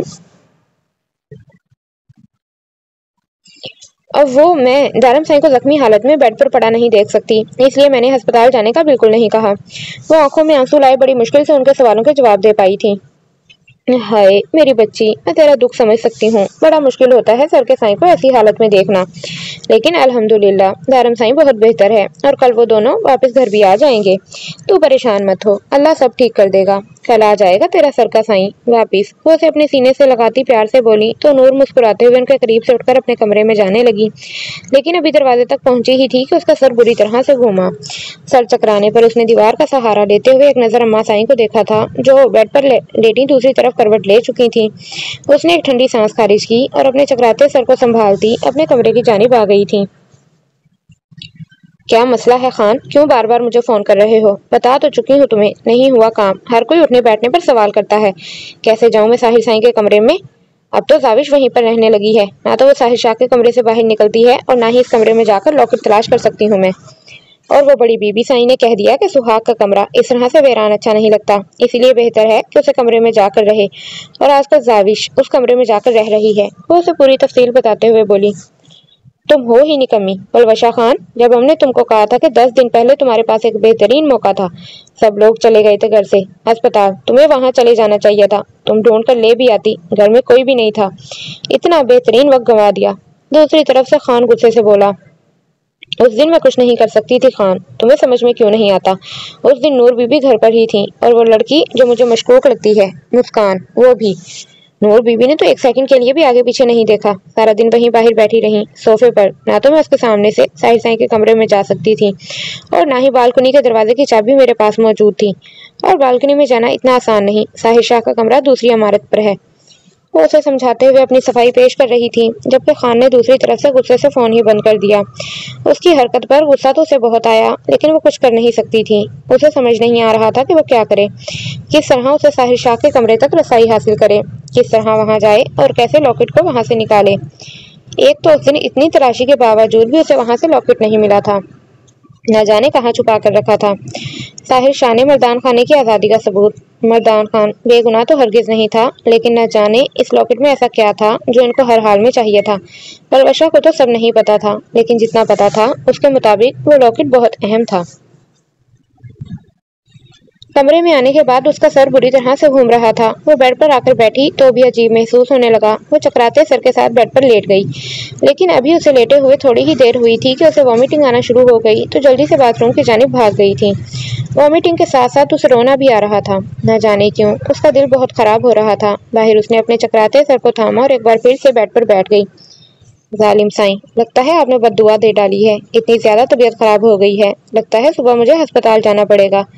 وہ بڑبڑاتی ہوئی دارم سائیں کے بارے میں سوچ رہی تھی، لیکن پھر اس نے اپنے دماغ کو زیادہ ڈسٹرب نہیں ہونے دیا تھا۔ تھوڑی ہی دیر میں وہ نیند کی وادیوں میں کھو چکی تھی۔ گھر میں ان کا بہت گرینڈ ویلکم کیا گیا، گھر کے تمام فرد وہاں موجود تھے، ڈھول باجے بجائے گئے، آخر گھر کے 2 جوان بیٹے موت کے منہ سے واپس آئے تھے، صدقہ خیرات شروع ہو چکا تھا، کالے بکرے صدقے کی نیت سے منگا لیے گئے تھے، پورا گاؤں ان کی خیر خیریت دریافت کرنے کے لیے باری باری آ رہا تھا۔ دارم سائیں کو زیادہ چوٹ نہ لگنے کے باوجود بھی اس کے چاہنے والے بار بار آ کر مل رہے تھے۔ آخر وہ گاؤں کا سردار تھا، سب کے لیے اہم تھا، یہاں تک کہ بزرگ خواتین و حضرات آ کر اس کا چہرہ چومتے آنسو بہا رہے تھے۔ ان سب کے لیے دارم سائیں کتنا اہم تھا، اس بات کا احساس شاید اسے بھی آج ہی ہوا تھا، ورنہ وہ تو اپنی ہر طرح کی تکلیف یا دکھ میں اپنے گاؤں والوں کا شامل نہیں کرتا تھا۔ گاؤں والوں کو تو کیا، وہ تو اپنے درد کی خبر اپنے گھر والوں کو بھی نہیں ہونے دیتا تھا۔ وہ کسی کو کبھی اپنی وجہ سے تکلیف دینے کا روادار نہیں تھا۔ اس کی یہی کوشش ہوتی تھی کہ وہ ہر کسی کے چہرے پر مسکراہٹ لائے، ہر کسی کی تکلیف کو دور کرے، نہ کہ کسی کی آنکھوں کے آنسو بن کر اسے تکلیف دے۔ لیکن آج اسے احساس ہو رہا تھا کہ یہ سب لوگ کتنی محبت کرتے تھے اس کے ساتھ۔ وہ اپنے رب کا شکر گزار تھا جسے اتنی محبت کرنے والے لوگ ملے تھے۔ جبکہ ساحر سائیں کو بھی پیار تو بہت مل رہا تھا، لیکن تکلیف کے باعث وہ زیادہ دیر تک کسی کے پاس بیٹھ نہیں سکتا تھا۔ پہلے تو کافی دیر مردان خانے میں بیٹھا رہا، مرد حضرات اس سے ملنے آتے رہے، لیکن جب تکلیف حد سے زیادہ بڑھنے لگی تو اس نے اپنے کمرے میں جانا مناسب سمجھا۔ دارم سائیں اور سنان سائیں خود اسے کمرے تک چھوڑنے آئے تھے، جبکہ اس کا کہنا تھا کہ اس کے پاؤں بالکل ٹھیک ہیں، وہ خود چل کر اپنے کمرے تک تو جا ہی سکتا ہے۔ لیکن یہاں کون تھا جو اس کی بات کو سمجھتا؟ اور ان سب کی محبت اور توجہ کے سامنے وہ خود بھی بے بس تھا، اس لیے خاموشی سے دارم سائیں کے کندھے کا سہارا لیتا، جان بوجھ کر اس کے کندھے پر وزن ڈال کر اپنے کمرے تک آیا تھا، جبکہ اس کے انداز پر وہ مسکرا کر اسے روم میں چھوڑ گیا۔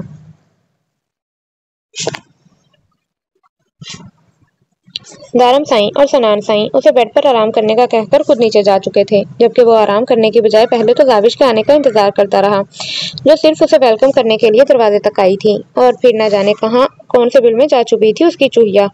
کافی دیر اس کا انتظار کرنے کے بعد وہ اٹھا اور دروازہ لاک کر دیا۔ دروازے کو اچھے سے لاک کر کے وہ چھت کو دیکھنے لگا، جس میں کمال کی سیلنگ کی گئی تھی۔ اس کے کمرے کو بے حد خوبصورت طرز سے تیار کیا گیا تھا، جس میں زیادہ ہاتھ اس کا اپنا ہی تھا۔ وہ اپنے کمرے کی ایک ایک چیز کو اپنے طریقے سے ڈیزائن کروا چکا تھا۔ جب اس بات کا یقین ہو گیا کہ کوئی بھی اس کے کمرے میں اس وقت نہیں آ رہا، وہ اونچے میز پر چڑھا اور بائیں ہاتھ سے اپنی چھت کو ٹٹولنے لگا۔ دائیں کندھے پر اسے گولی لگی ہوئی تھی، اسے ہلاتے ہوئے اسے کافی تکلیف ہوئی تھی، لیکن بائیں ہاتھ سے اپنا کام بآسانی کر سکتا تھا۔ کافی دیر تک چھت کو ٹٹولنے کے بعد اس نے اپنے بریسلٹ میں سے ایک چھوٹی سی چابی نکالی اور چھت میں موجود چھوٹے سے سوراخ میں ڈالنے لگا۔ اگلے ہی لمحے وہاں سے ایک ڈبے نما چیز اس کے ہاتھ پر گری، جو چھت کی ہی ایک ٹائل کا حصہ محسوس ہوئی تھی، لیکن وہ کوئی ٹائل نہیں بلکہ ایک ڈبہ تھا، جسے بیڈ پر رکھتے ہوئے اس نے فوراً اس کے اندر مطلوبہ چیز کو تلاش کیا تھا۔ وہ چیز بیچ میں موجود تھی۔ اس نے ریلیکس ہو کر سب کچھ ویسے ہی واپس رکھا اور دروازے کا لاک کھول کر بیڈ پر لیٹ گیا۔ کوئی کہہ نہیں سکتا تھا، تھوڑی دیر پہلے وہ گولیوں سے چلنے وجود لیے میز پر چڑھا کچھ کر رہا تھا۔ دنوں کے بیچ وہ صرف 2 بار ہی گھر آیا تھا، اور ان 2 بار اس نے مسکان کا چہرہ دیکھنے کی غلطی ہرگز نہیں کی تھی۔ وہ اسے دیکھنا تک پسند نہیں کرتا تھا۔ دوسرا، وہ اس کے ساتھ اپنے کسی بھی رشتے کو ماننے سے انکاری تھا۔ دارم سائیں کے اتنا سمجھانے کے باوجود بھی وہ اپنی بات پر قائم رہا۔ اس نے مسکان کی جانب دیکھنا تک گوارا نہ کیا تھا، لیکن آخر کب تک؟ ایک ہی گھر میں رہ کر وہ کیسے دور رہ سکتا تھا؟ ہسپتال سے لوٹنے کے بعد ساحر سائیں کو کمرے میں چھوڑ کر وہ خود فریش ہونے چلا گیا تھا۔ ابھی وہ فریش ہو کر باہر نکلا ہی تھا کہ سامنے سے مسکان آتی نظر آئی۔ وہ اسے نظر انداز کرتا وہیں سے پلٹ کر دوسری طرف سے جانے لگا۔ سنان سائیں وہ بھاگتے ہوئے اس کے پاس آئی، اس کے چہرے پر عجیب سی خوشی تھی، جسے وہ بنا کوئی بھی اہمیت دیے وہیں رک گیا۔ اب کون سا ڈرامہ کرنا تھا اس نے اس کے سامنے؟ آپ مجھے نظر انداز کر رہے ہیں؟ مجھے بالکل اچھا نہیں لگ رہا۔ میں آپ کی بیوی ہوں، آپ نے مجھ سے شادی کی ہے، آپ مجھے اس طرح سے چھوڑ کر نہیں جا سکتے۔ آپ کو پتا ہے میں آپ سے کتنا پیار کرتی ہوں، آپ کے لیے میں نے کیا کچھ نہیں کیا، اور آپ ہیں کہ؟ وہ بے حد معصومانہ انداز میں اس کے پاس کھڑی تھی، اس کا ہاتھ تھامتے ہوئے بول رہی تھی، لیکن سامنے کھڑے شخص کو نہ تو اس کی معصومانہ شکل پر یقین تھا اور نہ ہی اس کے لب و لہجے سے کوئی مطلب تھا۔ وہ لمحے میں اس کے ہاتھ سے اپنا ہاتھ جھٹک چکا تھا۔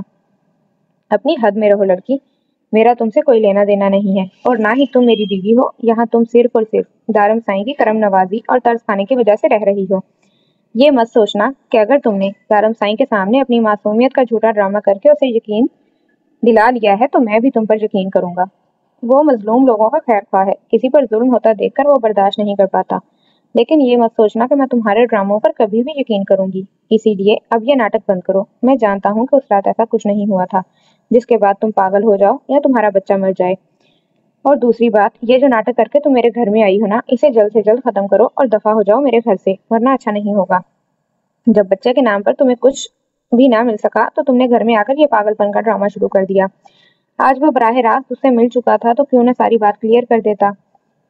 سنان سائیں، آپ کو کیا لگتا ہے میں جھوٹ بول رہی ہوں؟ وہ اس کی آنکھوں میں آنکھیں ڈالتی روتے ہوئے بولی۔ سنان کو لمحے کے لیے حیرت ہوئی تھی کیونکہ تھوڑی دیر پہلے اس کی آنکھوں میں چالاکی تھی، لیکن اب آنسو۔ آپ کو لگتا ہے میں جھوٹا الزام لگا رہی ہوں؟ آپ نے مجھ سے نکاح اپنی مرضی سے کیا تھا، میں نے نہیں کہا تھا مجھ سے نکاح کرے۔ کیا غلط کیا میں نے اگر آپ سے اپنا نام مانگا؟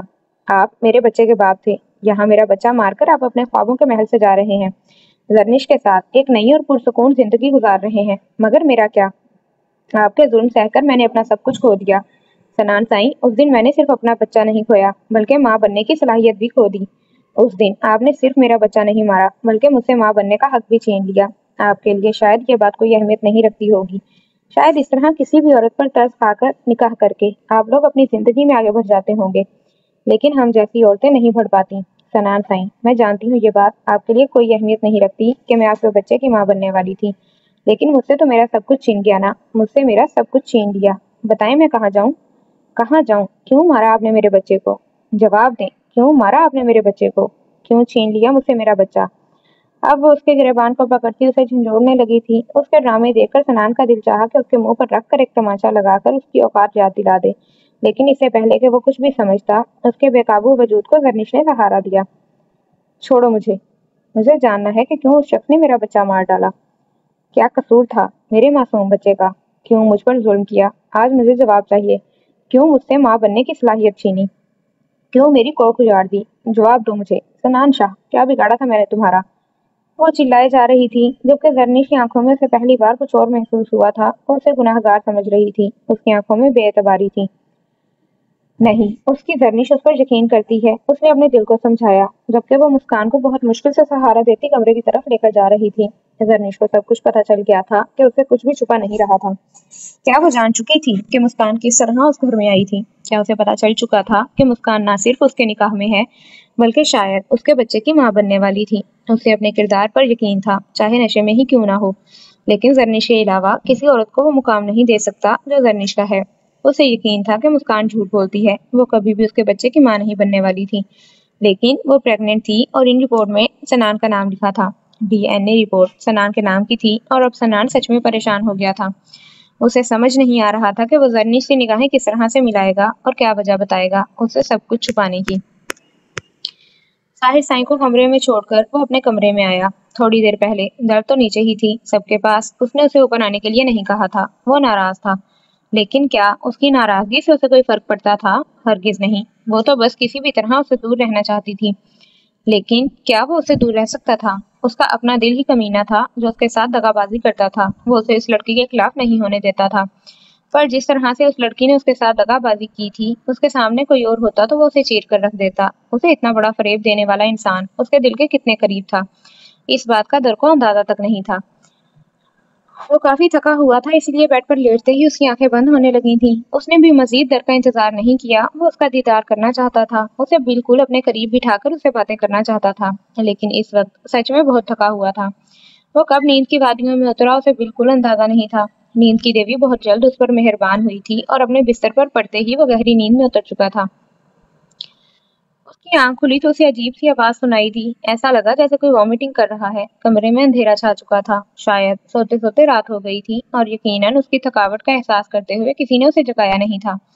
ابھی تک وہ نیند میں تھا، جب اسے پھر سے آواز سنائی دی، وہ اٹھ کر بیٹھ گیا۔ واش روم کا دروازہ لاک نہیں تھا لیکن بند تھا۔ اسے زیادہ مشقت نہیں کرنی پڑی، اس سے پتہ چل چکا تھا کہ در کی طبیعت خراب ہے۔ وہ تیزی سے اٹھ کر واش روم کی جانب آیا تھا۔ جب وہ تولیے سے منہ صاف کرتی باہر کی جانب آ رہی تھی، اسے دیکھتے ہی وہ آگے بڑھنے لگی، لیکن دارم سائی نے اس کا ہاتھ تھام لیا۔ کیا ہوا؟ در، تم ٹھیک تو ہو؟ مجھے تمہاری طبیعت ٹھیک نہیں لگ رہی ہے، میرے خیال میں تمہیں ہسپتال چلنا چاہیے، تمہارا چہرہ کتنا زیادہ سرخ ہو رہا ہے۔ وہ اس کا چہرہ تھامتے ہوئے فکر مندی سے کہنے لگا۔ اس کا چہرہ سچ میں سرخی چلک رہا تھا اور شکل سے بھی وہ صدیوں کی بیمار لگ رہی تھی۔ اس کے فکر مندانہ انداز پر اس نے ایک نظر دارم کو دیکھا اور پھر فوراً ہی اپنے دونوں گالوں سے اس کے ہاتھ جھٹک دیے اور بنا اسے مخاطب کیے باہر نکل گئی۔ در، کیا مسئلہ ہے؟ تمہاری ہر بات برداشت کر رہا ہوں، اس کا مطلب یہ نہیں ہے کہ تم مجھے نظر انداز کرو گی۔ کچھ پوچھ رہا ہوں تم سے، تمہاری طبیعت کافی زیادہ خراب؟ ٹھیک ہوں میں دارم سائیں، بالکل ٹھیک ہوں، اور خدا کے لیے میرے سامنے یہ جھوٹی محبتیں نہ جتائیں تو بہتر ہوگا۔ آپ کو ایسا کیوں لگتا ہے کہ میرے سامنے یہ جھوٹے ڈرامے کریں گے تو میں پگھل جاؤں گی؟ اگر آپ کو یہ لگتا ہے کہ اپنے فکر مندانہ انداز سے آپ مجھے میرے فیصلے سے ہٹنے پر مجبور کر دیں گے تو ایسا نہیں ہوگا۔ دارم سائیں، میں سچ میں یہاں سے جانا چاہتی ہوں۔ آپ اس دنیا کے آخری انسان بھی ہوتے نا؟ تب بھی میں ساری زندگی آپ کے ساتھ نہیں رہ سکتی تھی۔ پتہ نہیں آپ کو یہ بات کب سمجھ میں آئے گی۔ کوئی فرق نہیں پڑتا مجھے آپ کی ان محبت کے ڈائیلاگ سے، اور نہ ہی میرے نزدیک کوئی اہمیت رکھتے ہیں۔ خدا کے لیے جان چھوڑے میری۔ 10 دن سے سکون میں تھی، آپ گھر آ گئے ہیں زندگی حرام کرنے کے لیے۔ وہ بے حد بدلہاظی اور بدتمیزی کا مظاہرہ کرتے اس کے سامنے سے گزر گئی تھی، جب اچانک دارم نے اس کا بازو تھام کر اسے اپنی جانب کھینچا۔ اس کے انداز میں اتنی شدت تھی کہ در کی طرح نکل گئی۔ کیا مسئلہ ہے تمہارے ساتھ؟ در کیوں کر رہی ہو یہ سب کچھ؟ کیوں میرے ساتھ ساتھ خود کو بھی اذیت دے رہی ہو؟ طبیعت خراب ہے تمہاری، میں تمہاری طبیعت کا پوچھ رہا ہوں، اور تم اتنی بڑی گردان باندھ رہی ہو۔ کیا لگتا ہے تمہیں میں تمہاری فکر اس لیے کر رہا ہوں تاکہ میں تمہیں اپنے ساتھ رکھ سکوں، یا ساری زندگی اس حویلی میں رکھ سکوں؟ ایسا کچھ نہیں ہے۔ میں تمہاری فکر اس لیے کر رہا ہوں کیونکہ مجھے تم سے محبت ہے، اور مجھے تمہارے ساتھ رہنے کے لیے یا اپنے ساتھ رکھنے کے لیے تمہاری اجازت کی ضرورت نہیں ہے۔ تمہیں اگر یہ غلط فہمی ہے کہ تم یہ سب کچھ کر کے مجھ سے طلاق لے لو گی، تو یہ صرف تمہاری غلط فہمی ہے، اور مجھے مجبور مت کرو کہ میں تمہیں اپنے طریقے سے سمجھاؤں۔ وڈیرا ہوں جانم سائیں، اور وڈیرے اپنی بیویوں کو لگام کس طرح سے ڈالتے ہیں بہت اچھے طریقے سے جانتا ہوں۔ مجھے مجبور مت کرو کہ میں تمہارے ساتھ وہ سلوک کروں جو میں نہیں کرنا چاہتا۔ محبت ہو، محبت بن کے رہو، تمہارے حق میں بہتر ہوگا۔ مجھے بیویوں کو غلام بنا کر رکھنے والے مرد پسند نہیں ہیں۔ دل میں رہتی ہوں، دل میں رہو۔ مجھے بیویوں کو غلام بنا کر رکھنے والے مرد پسند نہیں ہیں۔ دل میں رہتی ہو، دل میں رہو۔ اگر ایک بار عورت اپنے مرد کے دل سے اتر جائے نا، تو پھر کبھی وہ مقام حاصل نہیں کر پاتی جو کبھی اس کا ہوتا ہے۔ اپنے مقام سے نیچے مت اترو، پچھتاؤ گی۔ اس دل میں بسایا ہے تمہیں، ابھی بھی وقت ہے، سنبھل جاؤ۔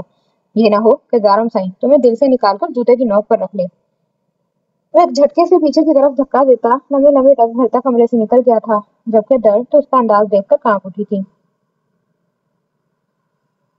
کمرے میں آئی تو ساحر کو سوتا ہوا دیکھا۔ ایک تو اسے کمرے میں آنا اتنا عجیب لگ رہا تھا، شادی کے بعد وہ صرف اس کی فیس سے جانے اس کے کمرے تک آئی تھی، اور اب اتنے دنوں سے اس کی بیوی کے روپ میں اسے کمرے میں ہی رہ رہی تھی۔ لیکن آج وہ ایک نئے روپ میں آئی تھی۔ آج وہ اس کی بیوی تھی، اور شاید اس روپ میں اس نے پہلے اسے کبھی دیکھا بھی نہیں تھا۔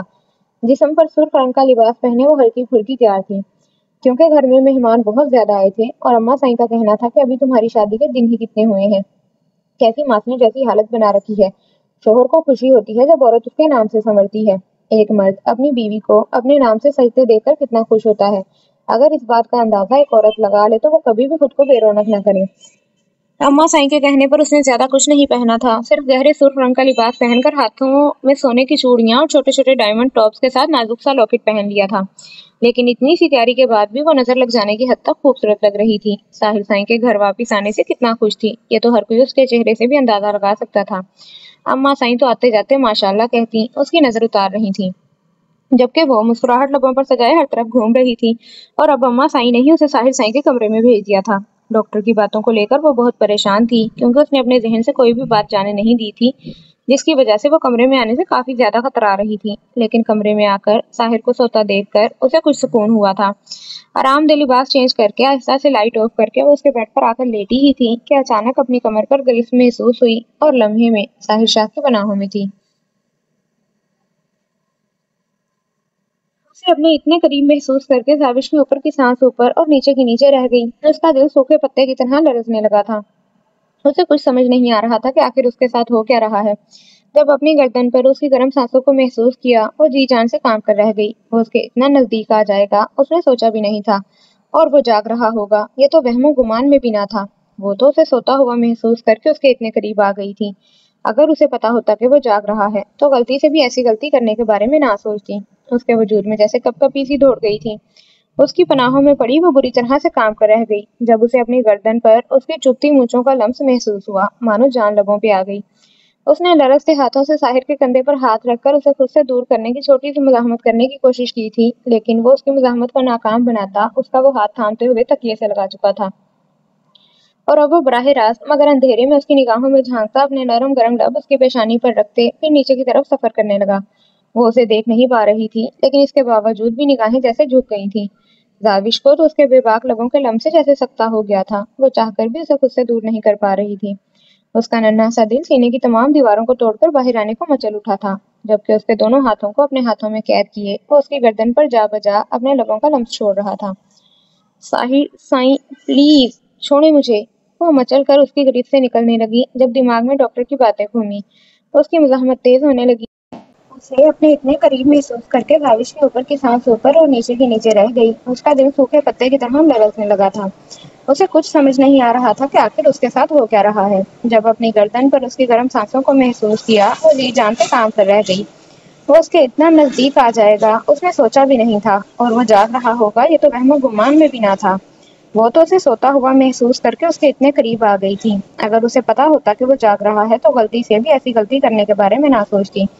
اس کے وجود میں جیسے کپ کپی سی دوڑ گئی تھی۔ اس کی پناہوں میں پڑی وہ بری طرح سے کام کر رہ گئی جب اسے اپنی گردن پر اس کی چپتی مونچھوں کا لمس محسوس ہوا، مانو جان لبوں میں آ گئی۔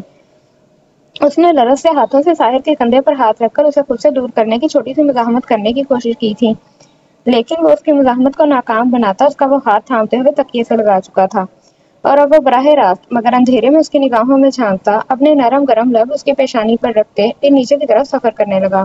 وہ اسے دیکھ نہیں پا رہی تھی، لیکن اس کے باوجود بھی نگاہیں جیسے جھک گئی تھیں۔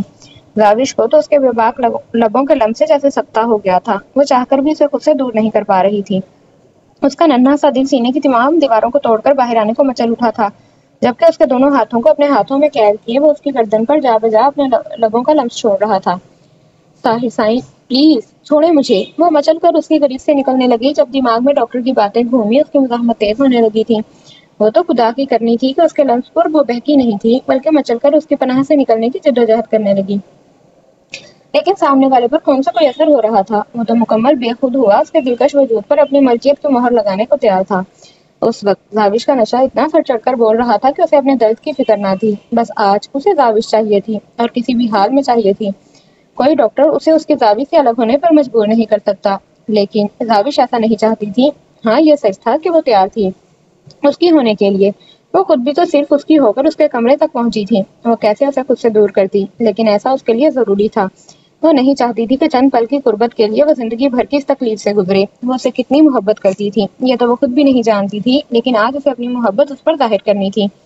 مشکل تھا لیکن ناممکن نہیں، اسے یقین تھا وہ اسے روک لے گی۔ ساحر شاہ پلیز ایک بار میری بات سنیں۔ اس نے بھرپور مزاحمت کرتے ہوئے اسے خود سے دور کرنے کی کوشش کی تو وہ اسے گھور کر رہ گیا۔ اپنے چہرے کو بھیگتا محسوس کر کے وہ مزید اس کی مزاحمت کو نظر انداز نہ کر سکا۔ کیا اس کی قربت اس کے لیے اتنی تکلیف دہ تھی؟ کیا وہ اس کی پناہ میں آ کر رونے لگی؟ یہ احساس ہی اس کے لیے بے حد اذیت ناک تھا۔ وہ لمحے میں اس سے الگ ہوا اور پل میں اس سے ہٹتے ہوئے لائٹ آن کر چکا تھا۔ اس وقت اسے کتنا غصہ آ رہا تھا وہ بہت اچھے طریقے سے سمجھتی تھی، لیکن وہ بھی کیا کرتی، وہ بھی تو مجبور تھی۔ اسے اپنے شوہر کی زندگی عزیز تھی اور وہ اپنے شوہر کو کبھی بھی کسی تکلیف میں نہیں دیکھ سکتی تھی، ورنہ اسے اس کا جائز حق لینے سے کبھی بھی نہ روکتی۔ کچھ دن پہلے اس رات ساحر کی پناہوں میں وہ اپنے آپ کو جتنا انمول محسوس کر رہی تھی، اتنا ہی اپنے محافظ کو خود سے قریب محسوس کر رہی تھی۔ جس طرح وہ لمحہ لمحہ اس پر اپنے نام کی مہر لگا رہا تھا، اسے بتا رہا تھا کہ وہ اس کی ذات کا حصہ ہے، ساحر شاہ صرف اس کا ہے، اور وہ صرف اور صرف ساحر شاہ کی۔ تو اپنے آپ کو کس قدر پرسکون محسوس کر رہی تھی یہ تو صرف وہ جانتی تھی، لیکن ان کی خوشیوں کو شاید اس رات کسی کی نظر لگ گئی تھی، اور کسی کی کالی نظر نے ہی تو آج اسے اس مقام پر پہنچایا تھا کہ وہ اپنے ہی شوہر کو خود سے دور کرنے پر مجبور ہو گئی تھی۔ اب نگاہیں جھکائے ہوئے کیوں بیٹھی ہو؟ بتاؤ مجھے کیا مسئلہ ہے تمہارے ساتھ؟ وہ بے حد غصے سے بھرا ہوا تھا۔ اس کی حرکت اسے کتنی ناگوار گزری تھی یہ تو صرف وہی جانتا تھا، اور سب سے زیادہ غصہ اسے زاوش پر آ رہا تھا جو نظریں جھکائے آنسو پینے میں مصروف تھی۔ کیا مطلب ہے تمہارا؟ اتنا ضروری نہیں ہے کہیں پر بھی جانا، تم آرام کرو، ابھی تمہیں ہسپتال سے آئے ہوئے وقت ہی کتنا ہوا ہے، جاؤ اپنے کمرے میں اور آرام کرو۔ دارم سائیں مجھے مجبور مت کرو کہ میں تمہارے ساتھ سختی کروں۔ آج سچ میں اصغر صاحب کی آواز بہت عرصے بعد اونچی ہوئی تھی، خاص کر جب سے وہ سردار کی کرسی پر بیٹھا تھا، تب سے تو گھر کا کوئی بھی فرد اس سے اونچی آواز میں بات نہیں کرتا تھا۔ بابا سائیں سمجھنے کی کوشش کریں، میں صرف آپ کا بیٹا نہیں ہوں، اس گاؤں کا سردار بھی ہوں، میرا جانا ضروری ہے، میں جلدی آ جاؤں گا، آپ فکر نہ کریں، آپ جائیں اپنے کمرے میں آرام کریں، اور ویسے بھی انصر میرے ساتھ ہے۔ انصر تم بابا سائیں کو کمرے میں چھوڑ کے آؤ، تب تک میں چینج کر کے آ جاتا ہوں، وہ انہیں کہتا ہوا اپنے کمرے کی جانب بڑھ گیا تھا، جبکہ بابا سائیں کو سنبھالنا اب انصر کی ذمہ داری تھی۔ وہ غصے میں کمرے سے باہر تو آ گیا تھا، لیکن گھر سے باہر نکلنے کی بجائے وہیں لان میں ٹہلنے لگا۔ جب تھوڑی دیر میں بابا سائیں نے بھی اسے جوائن کر لیا، ان سے باتوں باتوں میں لگے انصر نے آ کر اسے ایک اور دھماکے دار خبر دی جس کے باعث اسے ابھی 1 گھنٹے میں جرگے پر پہنچنا تھا۔ وہ کمرے میں آیا تو نور کو بیڈ پر بیٹھے ہوئے دیکھا۔ وہ اسے نظر انداز کرتا نہانے کے لیے چلا گیا تھا۔ ٹھنڈے پانی سے نہانے کے بعد وہ کافی پرسکون ہو گیا تھا۔ اب اسے اپنی روٹھی ہوئی بیوی کو بھی منانا تھا۔ وہ در سے محبت کرتا تھا، اس کی نادانیوں کی وجہ سے وہ اسے نہ تو نظر انداز کر سکتا تھا اور نہ ہی اسے دنیا کے رحم و کرم پر چھوڑ سکتا تھا۔ وہ جانتا تھا اس کی بیجا سختی یا ناراضگی اسے مزید اسے دور کر دے گی۔ پچھلے 5 مہینوں میں جتنا اسے دارمسائی نے سمجھا تھا اتنا تو وہ خود کو بھی نہیں سمجھتی تھی۔ دارمسائی نے فاصلے سے اپنے بال سیٹ کرتے ہوئے آئینے میں اس حسین چہرے پر نگاہیں جمائے اسے گہری سوچ میں مصروف دیکھ رہا تھا۔ اس کی قاتل نگاہیں پاس پڑے روشن لیمپ کی طرف تھیں۔ اس لمحے دارمسائی کو اس لیمپ سے بھی جلن ہونے لگی تھی۔ اس کی نظروں کے تعاقب میں وہ بھلا کسی اور شے کو کیسے برداشت کرتا، جبکہ اتنے بڑے مجسمے غرور کو وہ سرے سے نظر انداز کر دیتی تھی۔ اپنے آپ کو اس کی گہری نظروں کے حصار میں محسوس کرتے ہوئے اس نے بے ساختہ ہی اس کی طرف نگاہ اٹھا کر دیکھا تھا۔ وہ دلکشی سے مسکرایا، لبوں پر ایک جاندار تبسم بکھرا تھا۔ زوجہ محترمہ، کبھی محبت سے بھی دیکھ لیجئے، کیوں ہر وقت ان نگاہوں سے مجھ معصوم کو گھائل کرنے پر تلی رہتی ہیں آپ؟ اس کی نگاہوں کے حصار میں خود کو محسوس کر کے وہ کھل اٹھا تھا۔ بے شک ایک لمحے کے لیے ہی صحیح، وہ قدم در قدم اس کی طرف اٹھاتا دل فریب انداز میں مسکراتے ہوئے بولا تھا، پلیز دارمسائی، اس وقت میں آپ کی یہ رومانوی باتیں اور ڈائیلاگ سننے کے موڈ میں نہیں ہوں۔ پلیز اس وقت یہ ڈرامہ بند کریں۔ وہ بیزاری سے کہتے ہوئے گردن موڑ گئی۔ اس کی بدتمیزی پر اسے حیرت ہوئی تھی۔ دارمسائی نے در کی زندگی میں آنے سے پہلے اتنی برداشت خود میں کبھی محسوس نہیں کی تھی۔ بے شک اس کی جگہ اگر کوئی اور ہوتا تو اس وقت تک وہ اپنی گردن سے ہاتھ دھو بیٹھتا۔ نہ جانے کون سی بیویاں ہوتی ہیں مسز در نور دارم شاہ، جو شادی کے 5 مہینے بعد شوہر کے رومانوی انداز اور ڈائیلاگ سے خوش ہو کر اس کی دلجوئی میں مصروف ہو جاتی ہیں، اور ایک تم ہو جو میری محبت کو اپنی بے پناہ نفرت کے نشتر چبھو کر ریزہ ریزہ کر دیتی ہو۔ وہ ڈارک براؤن آنکھوں میں عشق کی سلطنت آباد کیے اس سلطنت کی ملکہ سے کہہ رہا تھا، انسان جو بوتا ہے وہی پاتا ہے۔ در نے اپنی طرف سے لاجواب کیا تھا، لیکن جواب میں اس کا دلکش قہقہا سن کر وہاں سے اٹھ کر جانے لگی۔ لیکن وہ اسے اپنی بات سنے بغیر وہاں سے جانے دے تو اسے دارم شاہ سائیں کون کہے؟ انسان جو بوتا ہے وہی پاتا ہے نا؟ لیکن اپنے دل پر ہاتھ رکھ کر کہو، درے دارم، جو کبھی تمہارا دل دکھانے کی گستاخی کی ہو، کبھی جو تمہارے ستم کا تم سے شکوہ کیا ہو۔ وہ سرد نظریں اس پر جمائے پوچھ رہا تھا۔ اگر ہاں تو دل سمیت سر بھی قلم کر کے تمہارے قدموں میں رکھنے کا حوصلہ رکھتا ہے دارم سائیں۔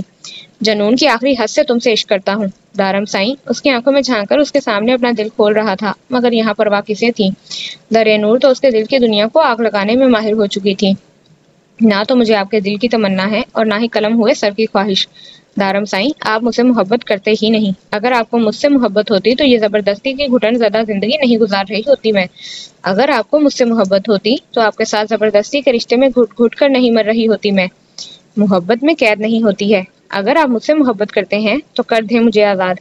یہ شادی بزرگوں کا فیصلہ تھی، لیکن اس کو نبھانا تو ہمارا فیصلہ ہے۔ آپ اپنی محبت کو ثابت کر دیں دارم سائیں۔ وہ ظلم کی انتہا پر تھی۔ تقریریں اچھی کرتی ہو، اس دفعہ الیکشن میں کھڑا کر دوں تمہیں؟ لیکن نہیں، دارم سائیں کی ملکیت کو کوئی آنکھ اٹھا کر دیکھے تو دارم سائیں اس کی آنکھیں نہ نکال دے۔ تم بس اپنے سائیں کے سامنے تقریریں کرو، میں تمہیں داد بھی دوں گا اور انعام بھی۔ وہ مسکراتے ہوئے اپنا غم بڑی دلکشی سے چھپا کر اس کے لبوں پر جھکا تھا۔ اپنی محبت کا نرم لمس اس کے لبوں کو بخش تھا۔ وہ اس کے چہرے کے نقوش کو دیکھ رہا تھا۔ کون کم بخت کہہ سکتا تھا اتنی معصوم سی دیکھنے والی لڑکی یہ اتنی ظالم ہے کہ اس کے عشق میں اس گاؤں کا سب سے ظالم ترین سردار محبت کی بوند بوند کے لیے ترستا ہے۔ اب سو جاؤ آرام سے، کسی ضروری کام کے لیے جا رہا ہوں، تھوڑی دیر میں واپس آؤں گا۔ اس کا ماتھا چومتے ہوئے وہ باہر نکل گیا۔ اس کے انداز سے کہیں سے نہیں لگ رہا تھا کہ نور کی اتنی محنت اس کے کسی کام آ رہی ہے۔ تھوڑی دیر کا غصہ اور پھر وہی محبت جتاتا لہجہ وہ کیسے خود سے دور کرتی ہے سمجھ نہیں آ رہا تھا۔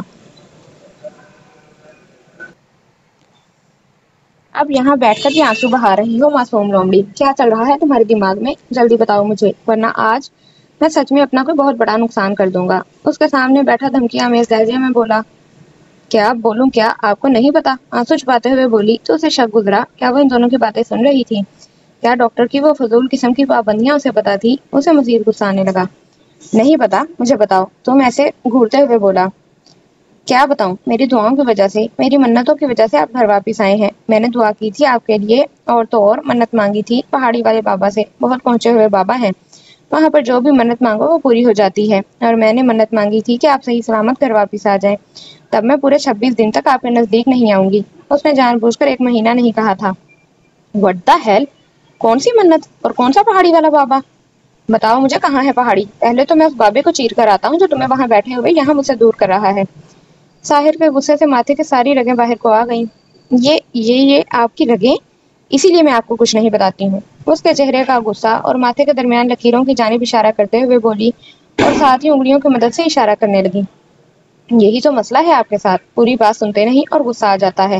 اور خبردار، جو آپ نے پہاڑی والے بابا کی شان میں کسی طرح کی کوئی گستاخی کی، بہت پہنچے ہوئے ہیں وہ۔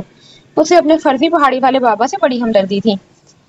مجھے نا میری سہیلی نے بتایا تھا کہ پہاڑی والے بابا سے جو منت مانگو پوری ہو جاتی ہے۔ میں نے ان سے منت مانگی تھی کہ آپ صحیح سلامت گھر آ جائیں گے، تب میں پورے 26 دن تک آپ کی سیوا کروں گی۔ اب میرا مطلب ہے آپ کی خدمت کروں گی، آپ کا بہت سارا خیال رکھوں گی، کیونکہ پہاڑی والے بابا جی کہتے ہیں، میرا مطلب ہے فرماتے ہیں کہ شوہر کی خدمت کرو، اس کی ہر بات مانو، لیکن ناجائز نہیں۔ اور یہ جو میں نے 26 دن کا سنیاس لیا ہے نا، یہ میری منت میں شامل ہوتا ہے۔ وہ اسے دیکھتے ہوئے اپنے جبڑے کانوں تک پھیلائے اسے اپنی بات پر یقین کرنے پر مجبور کر رہی تھی۔ اور یہ 26 دن ہی کیوں ہیں، کمیاں زیادہ کیوں نہیں؟ وہ اس کی چال کو اتنی آسانی سے کامیاب نہیں ہونے دے سکتا تھا۔ وہ اس کی بیوی تھی اور وہ اسے ضرورت سے زیادہ اچھے طریقے سے سمجھنے لگا تھا۔ ہاں سچ تھا، وہ بیوقوف تھی اور کسی بھی بابے کی بات میں آ کر کچھ بھی کر سکتی تھی، لیکن یہ 1 مہینے اور 26 دن والا کانسیپٹ اسے ملا جلا لگ رہا تھا، کیونکہ 26 نمبر بابا دی فیورٹ نمبر ہے اور وہ اپنے سارے کام 26 دنوں میں کرتے ہیں۔ اس نے مسکراتے ہوئے بتایا۔ خیر وٹ ایور، دفع کرو اس بابے کو، اور کسی کی باتوں میں آنے کی ضرورت نہیں ہے۔ یہ منت کچھ نہیں ہوتا، اور نہ ہی کوئی پہاڑی والا بابا ہے اس دنیا میں۔ وہ اس کا چہرہ ہاتھوں میں تھامتے ہوئے کہنے لگا تو اس نے فوراً نامے سر ہلایا اور آنکھوں میں موٹے موٹے آنسو لے آئی۔ بابا نے بھی یہی کہا تھا، آپ کی نظروں میں میری منت کی کوئی اہمیت نہیں ہوگی اور نہ ہی آپ کی نظروں میں میری کوئی اہمیت ہے۔ انہوں نے مجھے کہا تھا کہ اگر آپ نے میرے ساتھ مل کر وہ منت پوری نہیں کروائی 26 دن تک، تو اس کا مطلب ہے کہ آپ مجھ سے پیار نہیں کرتے۔ What nonsense! اسے دوپٹہ منہ میں ڈالے روتے دیکھ کر وہ چلایا تھا، لیکن سامنے بھی اس کی بیوی تھی، وہ کون سا اس کے جال میں آنے والی تھی کہ وہ مزید اونچی آواز میں رونے لگی۔ ساحل سائی نے غصے سے اس کے منہ سے دوپٹہ کھینچا اور بیڈ پر پھینکا۔ لمحے میں لائٹ آف کرتے ہوئے بیڈ پر لیٹا اور تکیوں کو اپنے منہ پر زور سے رکھ دیا۔ وہ اس سے محبت کرتا ہے، اس بات کو ظاہر کرنے کے لیے اگر یہ 26 دن کا امتحان تھا تو وہ دینے کو تیار تھا۔ زاوش نے مسکراتی آنکھوں سے اسے دیکھا اور اس کا تکیہ کھینچتے ہوئے اس کے گال پر اپنے لب رکھتے اسے چپک کر لیٹ گئی۔ پیچھے ہو کر لیٹو، فضول میں میرے جذبات جگانے کی ضرورت نہیں ہے، وہ غصے سے اسے پیچھے کرتے ہوئے بولا، لیکن وہ تو بچپن سے ہی ڈھیٹ تھی۔ اس کے پیچھے ہٹانے کے چکر میں مزید اس کے سینے پر اپنا سر رکھ کر آنکھیں بند کر لی، اور اب ساحل شاہ سے بھی اسے خود سے دور نہ کیا گیا۔ وہ کافی دیر اس کے واپس آنے کا انتظار کرتا رہا، لیکن نہ جانے وہ کہاں رہ گئی تھی۔ اس کی نظروں کی اجنبیت اسے بے سکون کر گئی تھی۔ نہ جانے کیا ہوا تھا اچانک زرنش کو کہ وہ اسے اس طرح سے دیکھ رہی تھی۔ اسے کچھ غلط ہونے کا احساس بہت شدت سے ہو رہا تھا۔ اب وہ اپنے آپ پر مزید قابو نہیں رکھ سکا۔ 3 گھنٹے سے وہ اس کے کمرے میں آنے کا انتظار کر رہا تھا، لیکن بے چینی تھی جو کم ہونے کا نام ہی نہیں لے رہی تھی۔ آخرکار اس نے خود ہی اٹھ کر باہر جانے کا فیصلہ کیا۔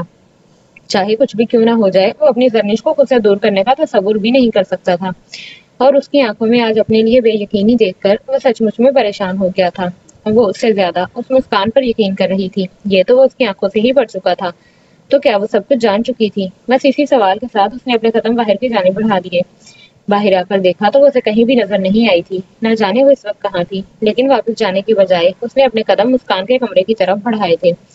نہ جانے کیوں اسے لگ رہا تھا کہ زرنش اس وقت مسکان کے کمرے میں ہوگی۔ تھوڑی دیر پہلے جو کچھ بھی اس نے مسکان سے کہا تھا، یقیناً وہ ساری باتیں زرنش نے سنی تھی، اور شاید وہ باتیں بھی جو مسکان نے اسے کہی تھی۔ اسے فرق نہیں پڑتا تھا کہ مسکان کیا بکواس کرتی ہے۔ مسکان یہ سب کچھ کیوں کر رہی تھی، یہ تو وہ بہت اچھے طریقے سے سمجھ چکا تھا۔ اسے مسکان کو اس کا نام چاہیے تھا، جو وہ اس جیسی لڑکی کو دینے کے حق میں نہیں تھا، لیکن اس مسکان کے لیے زرنش اس پر شک کرے گی، اس پر یقین نہیں کرے گی، اسے ایسا کبھی محسوس نہیں ہوا تھا۔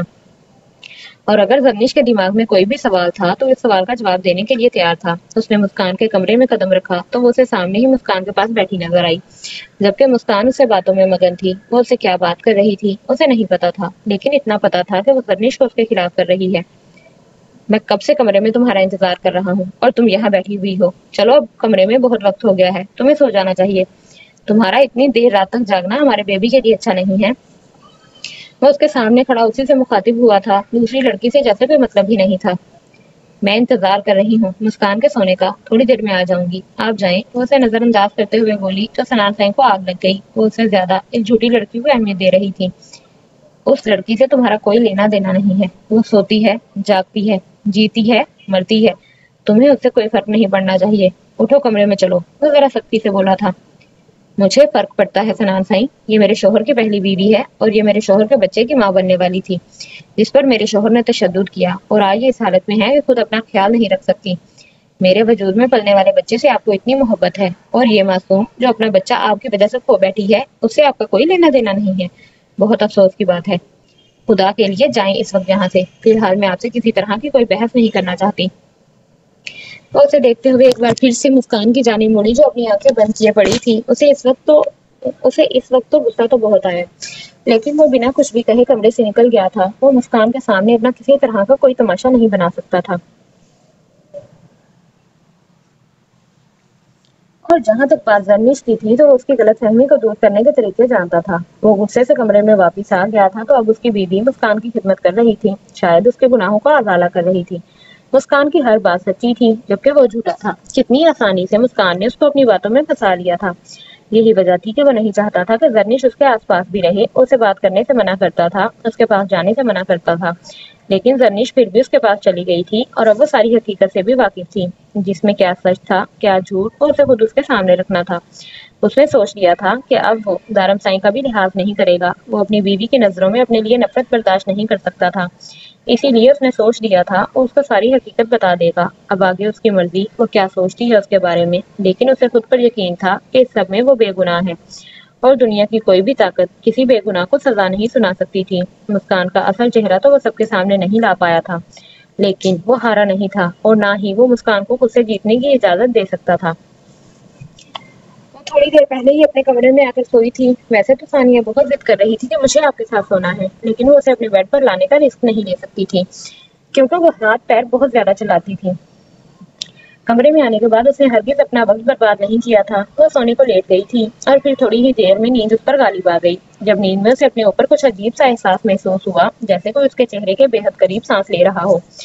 ثنا نے نیند میں بھی سانسوں کی اس گرمائش کو بہت قریب سے محسوس کیا تھا، لیکن اس طرح کی گستاخی کون کر سکتا تھا؟ وہ اب بڑی مشکل سے اپنی نیند کو خیر آباد کہتی اپنی آنکھیں کھول کر اپنے اوپر جھکے اس چہرے کو دیکھنے لگی۔ وہ چہرے پر دلکش مسکراہٹ سجائے نگاہوں سے اس کا جائزہ لے رہا تھا۔ اسے سچویشن کو سمجھنے میں زیادہ وقت نہیں لگا تھا۔ اس نے جھٹکے سے اپنے اوپر اس سے بلڈوزر کو ہٹانے کی کوشش کی، لیکن وہ تو الگ ہی موڈ میں تھا۔ اس سے پہلے کہ وہ کوئی بھی حرکت کرتی، اسے اپنے ہاتھ اس کے ہاتھوں کی قید میں محسوس ہوئے، جبکہ اس کے لبوں کی گہری دلکش مسکراہٹ بتا رہی تھی کہ وہ آسانی سے اسے بخشنے کا ارادہ نہیں رکھتا۔ عشق سائیں، تمہیں اتنی جلدی کیوں رہتی ہے مجھ سے دور بھاگنے کی؟ کیا تمہیں سچ میں لگتا ہے کہ تم مجھ سے دور بھاگ سکتی ہو؟ وہ بھی تب جب ہم دونوں میں اتنا خوبصورت اور گہرا رشتہ بن گیا ہے۔ اگر ہاں تو بہت غلط لگتا ہے تمہیں، کیونکہ میں تو تمہیں چھوڑنے کا ارادہ بالکل بھی نہیں رکھتا۔ تم تو میری جان ہو، ہمیشہ میرے پاس رہو گی، اور یہاں میں اپنے رشتے کو مزید خوبصورت بنانے کے لیے آیا ہوں۔ جیسے کہ تمہیں پتا ہے کہ پچھلے کچھ دنوں سے گھر کا ماحول بالکل بھی ٹھیک نہیں ہے، اور ایسے میں تمہارا شوہر بھی کافی خراب ہو گیا ہے، تو پلیز ایک کس کر کے مجھے ٹھیک کر دو۔ کیا بکواس کر رہے ہو؟ دماغ تو نہیں سٹک گیا تمہارا؟ اٹھو میرے اوپر سے، ورنہ میں چلا چلا کر سب کو یہاں اکٹھا کر دوں گی، ثنا نے دھمکی دیتے ہوئے کہا۔ لیکن یہاں کس کو پرواہ تھی؟ وہ ایک بار پھر سے مسکرایا۔ میں تو کہتا ہوں کہ تھوڑی دیر بعد کی بجائے تم ابھی چلاؤ، اور اتنا چلاؤ کہ گھر کے سب لوگ یہاں اکٹھے ہو جائیں اور یہیں پر تمہاری رخصتی کر دیں، پھر تو میں اکٹھی پپیاں لوں گا۔ اور بے باکی سے کہتا اس کے گال پر اپنے لب رکھ چکا تھا۔ ثنا کام کر رہ گئی۔ عارش سائیں، جان بھی قربان، عشق سائیں۔ اس کے پکارنے پر وہ بے خودی سے اس کے مزید قریب ہوتے ہوئے بولا تو ثنا کی نظریں جھک گئیں۔ پلیز جاؤ یہاں سے، وہ منت بھرے لہجے میں بولی۔ عارش، وہ چلائی تھی، پہلے کس؟ تم ایسے نہیں مانو گے، میں نے کہا نا پہلے کس۔ وہ اپنی بات پر ڈٹا ہوا تھا۔ ثنا کو اس پر بہت غصہ آ رہا تھا۔ اچھا ٹھیک ہے، اٹھو میرے اوپر سے، وہ ہار مانتے ہوئے بولی تو عارش لمحے میں اٹھ کر بیٹھ گیا تھا۔ آنکھیں بند کرو اپنی، اس طرح سے نہیں کروں گی، وہ نظریں جھکائے ہوئے بولی تو وہ جی حضور کہتا فوراً اپنی آنکھیں بند کر چکا تھا جب ثنا نے آہستہ سے اس کا ہاتھ تھاما۔ عارش کے چہرے پر مسکراہٹ مچل اٹھی تھی۔ کیا وہ سچ میں اسے کس کرنے جا رہی تھی؟ اس بات کا یقین کرنا مشکل تھا، لیکن وہ سچ میں ایسا کرنے والی تھی۔ وہ تو بہت ساری امیدیں باندھ کر بیٹھا تھا۔ جب اسے اپنے ہاتھ پر اس کے لبوں کا لمس محسوس ہوا، اس نے ناگواری سے آنکھیں کھول کر اسے دیکھا، لیکن اس سے پہلے کہ وہ کچھ بھی سمجھتا، وہ واش روم میں بھاگ کر دروازہ اندر سے لاک کر چکی تھی۔ یہ چیٹنگ ہے ثنا، باہر نکلو، میں نے ہاتھ پر کس کرنے کے لیے نہیں کہا تھا، وہ باہر دہائیاں دے رہا تھا۔ تم نے کس کرنے کے لیے کہا تھا، وہ میں نے کر دیا، اب نکلو میرے کمرے سے ورنہ میں ساری رات یہیں پر بیٹھی رہوں گی، وہ دھمکی دیتے ہوئے بولی تو اسے اس کی دھمکیوں پر یقین کرنا پڑا، کیونکہ وہ صرف اسے تنگ کرنے کے لیے اس کے کمرے میں آیا تھا، ورنہ فی الحال وہ خود بھی اس طرح کی کوئی حرکت کرنے کے بارے میں نہیں سوچتا تھا۔ یہ الگ بات تھی کہ اسے سامنے پا کر وہ خود ہی بے خود ہو جاتا تھا۔ اس کا کمینہ دل اس سے بغاوت کر بیٹھا تھا۔ चलो ठीक है इश्क साइन, अभी के लिए तो मैं जा रहा हूँ, लेकिन ये मत सोचना कि तुम मुझसे बच गई हो। आना तो तुम्हें मेरे हाथ ही है, इस चीटिंग का मैं अलग हिसाब लूंगा। वो अपने हाथ पर उसी जगह लब रखते हुए बोला जहां थोड़ी देर पहले उसने सना के लबों का लम्स महसूस किया था, और जिस तरह से छुपकर उसके कमरे में आया था उसी तरह निकल गया। जबकि वॉशरूम के दरवाजे से टेप लगाए खड़ी सना के लबों पर एक शर्मीली सी मुस्कुराहट थी, जबकि सोचों पर सिर्फ और सिर्फ आरिश शाह का बसेरा था। वो इतनी जल्दी उसके दिल के इतना करीब हो जाएगा उसने कभी सोचा भी ना था।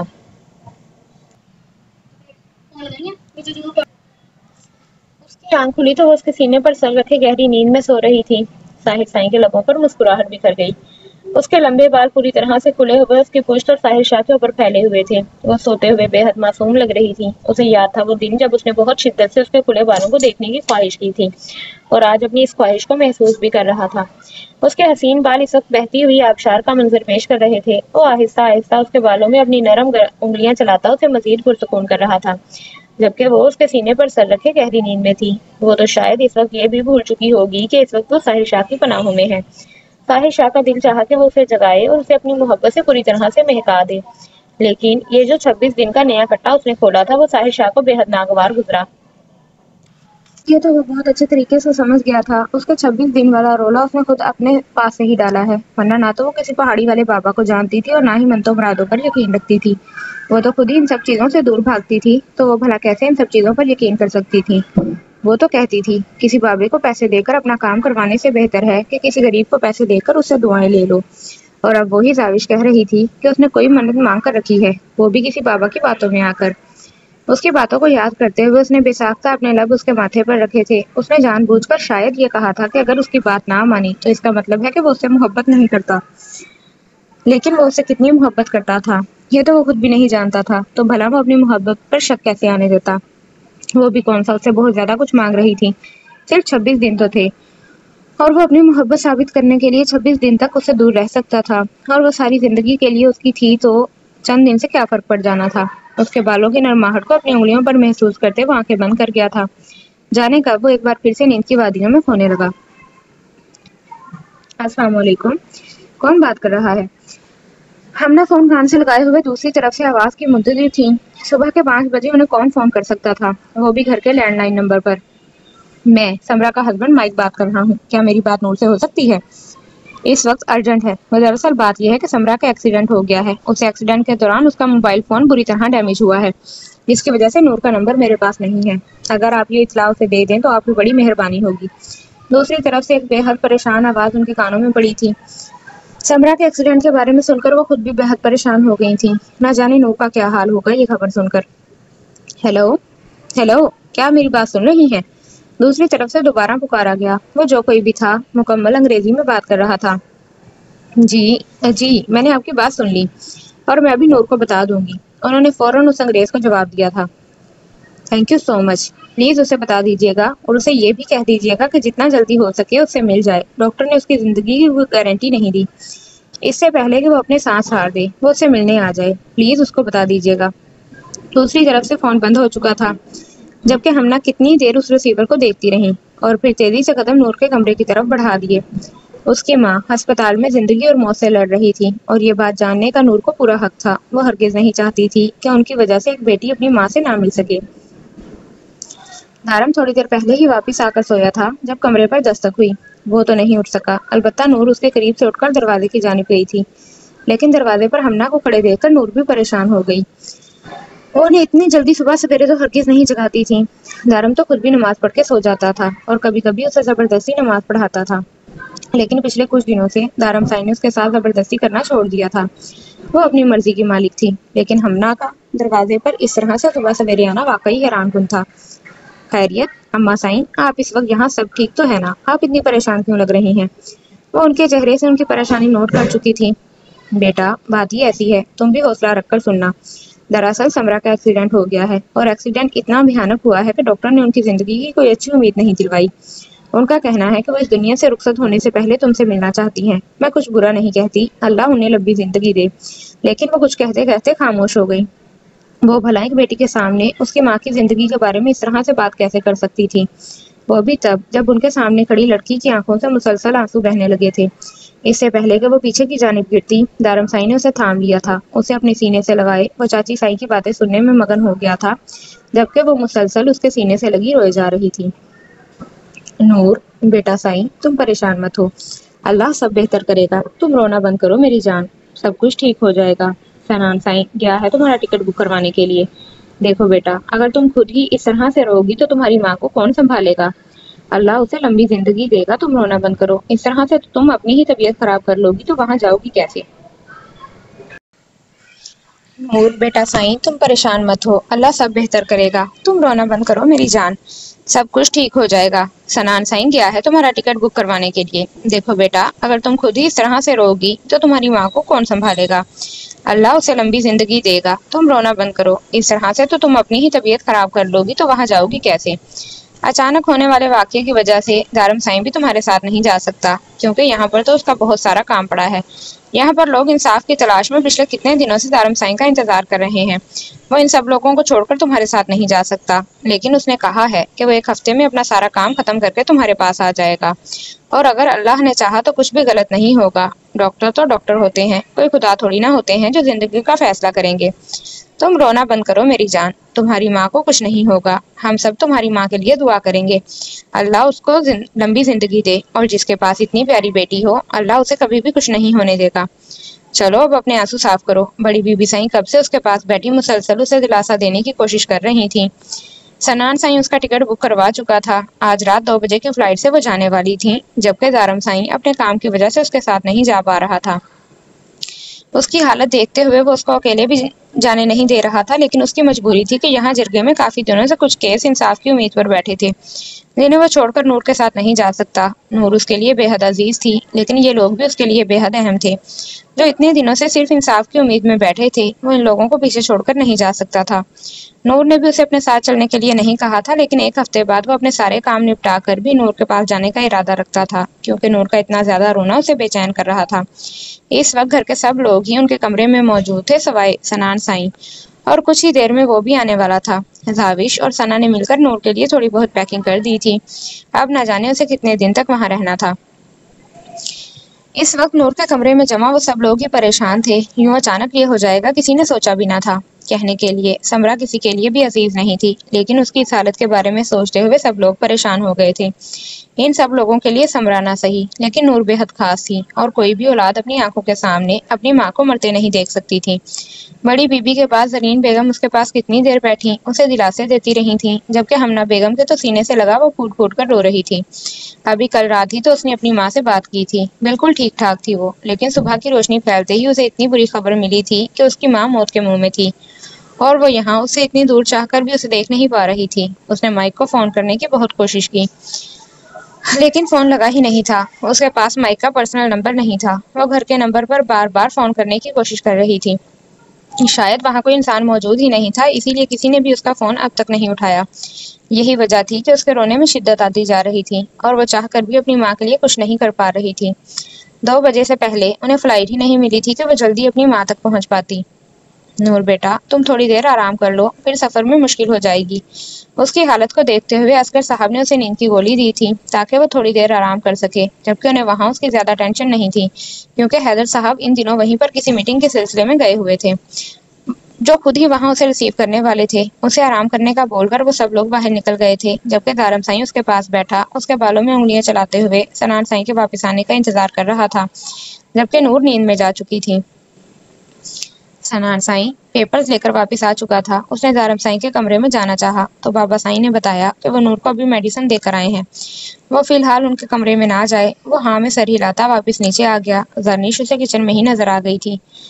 اس نے کچن کے دروازے پر قدم رکھا تو زرنیش نے پلٹ کر اسے دیکھا۔ کل رات کے بعد ان دونوں میں کوئی بات نہیں ہوئی تھی۔ آ گئے آپ واپس؟ آئیں بیٹھے، میں ناشتہ لگاتی ہوں۔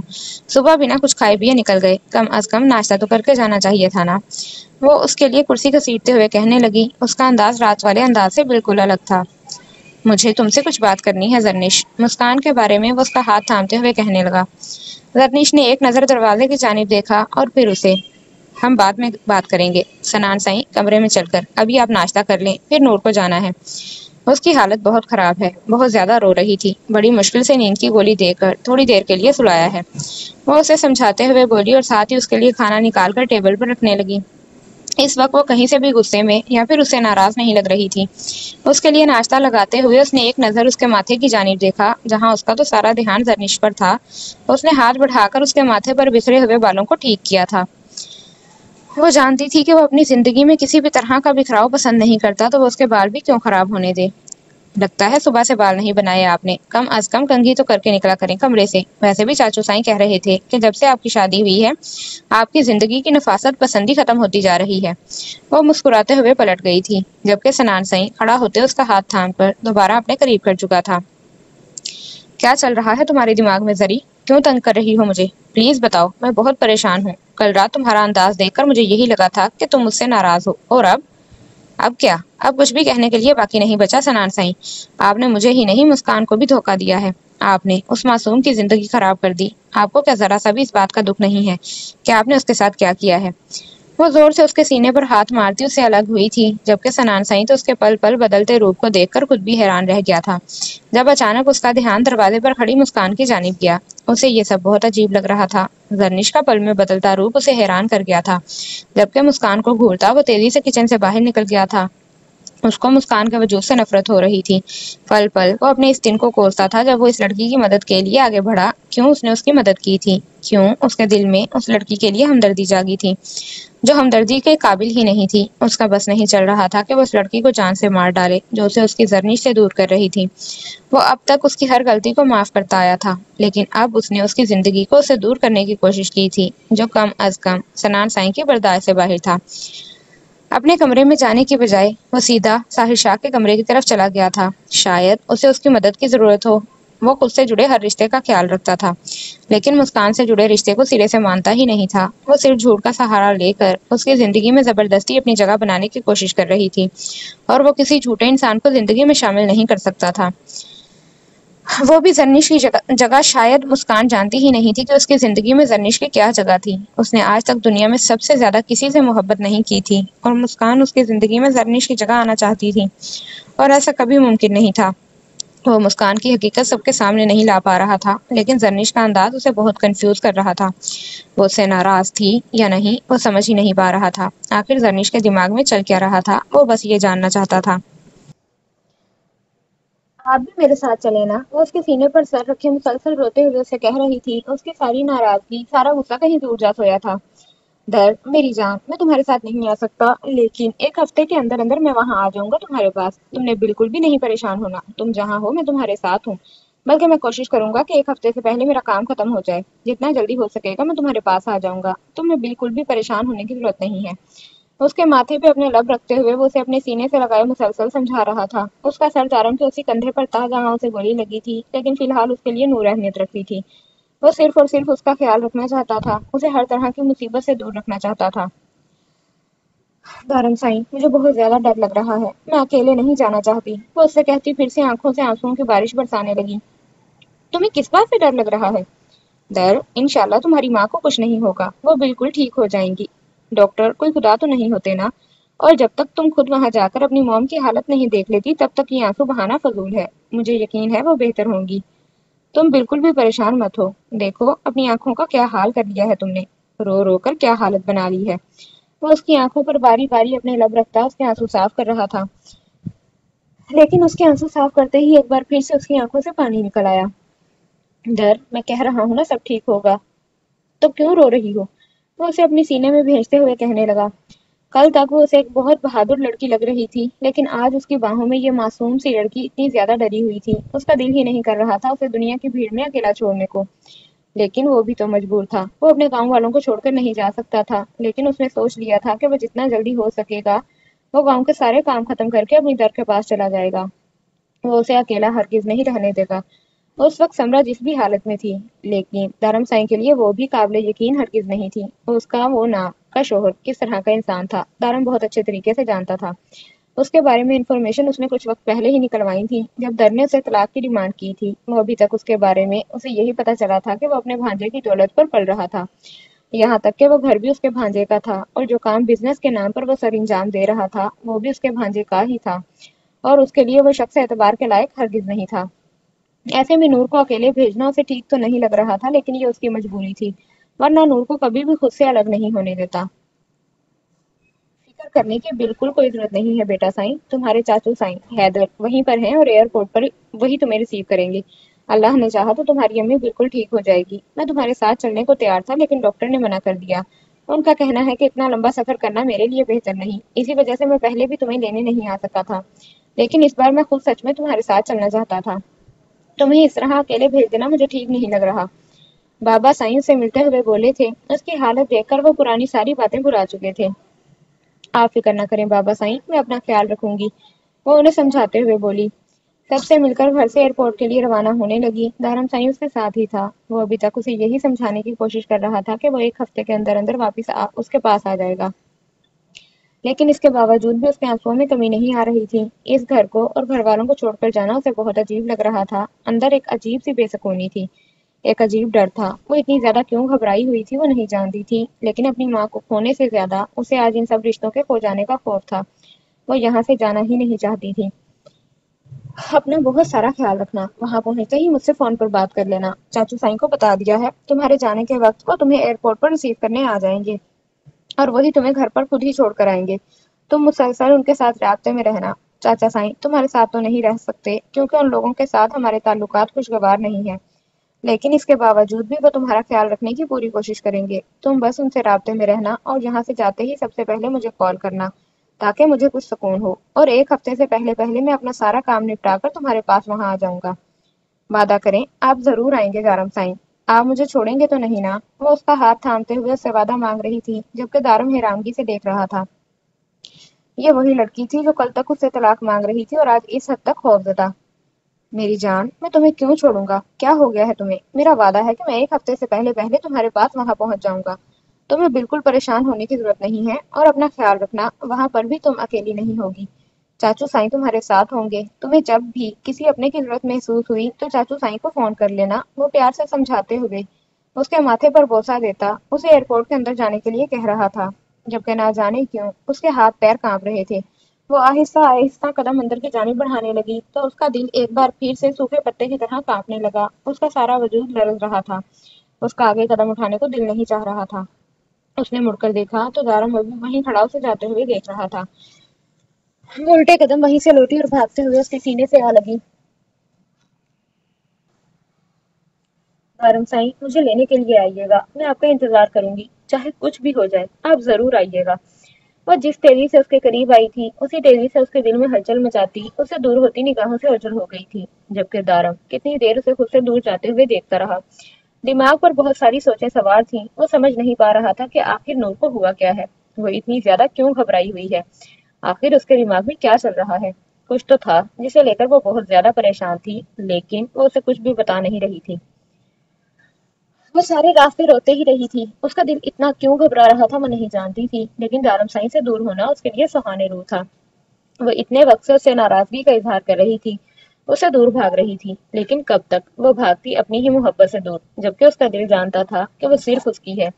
اسے یقین تھا کہ دارم سائیں اسے کبھی نہیں چھوڑے گا، لیکن نہ جانے آنے والا وقت ان کی زندگیوں میں کیا طوفان لانے والا تھا، ان دونوں کی زندگیوں میں کیا ہونے والا تھا۔ وہ دونوں ہی انجان تھے، بس پتا تھا تو صرف اتنا کہ کچھ تو غلط ہونے والا ہے اور بہت غلط ہونے والا ہے۔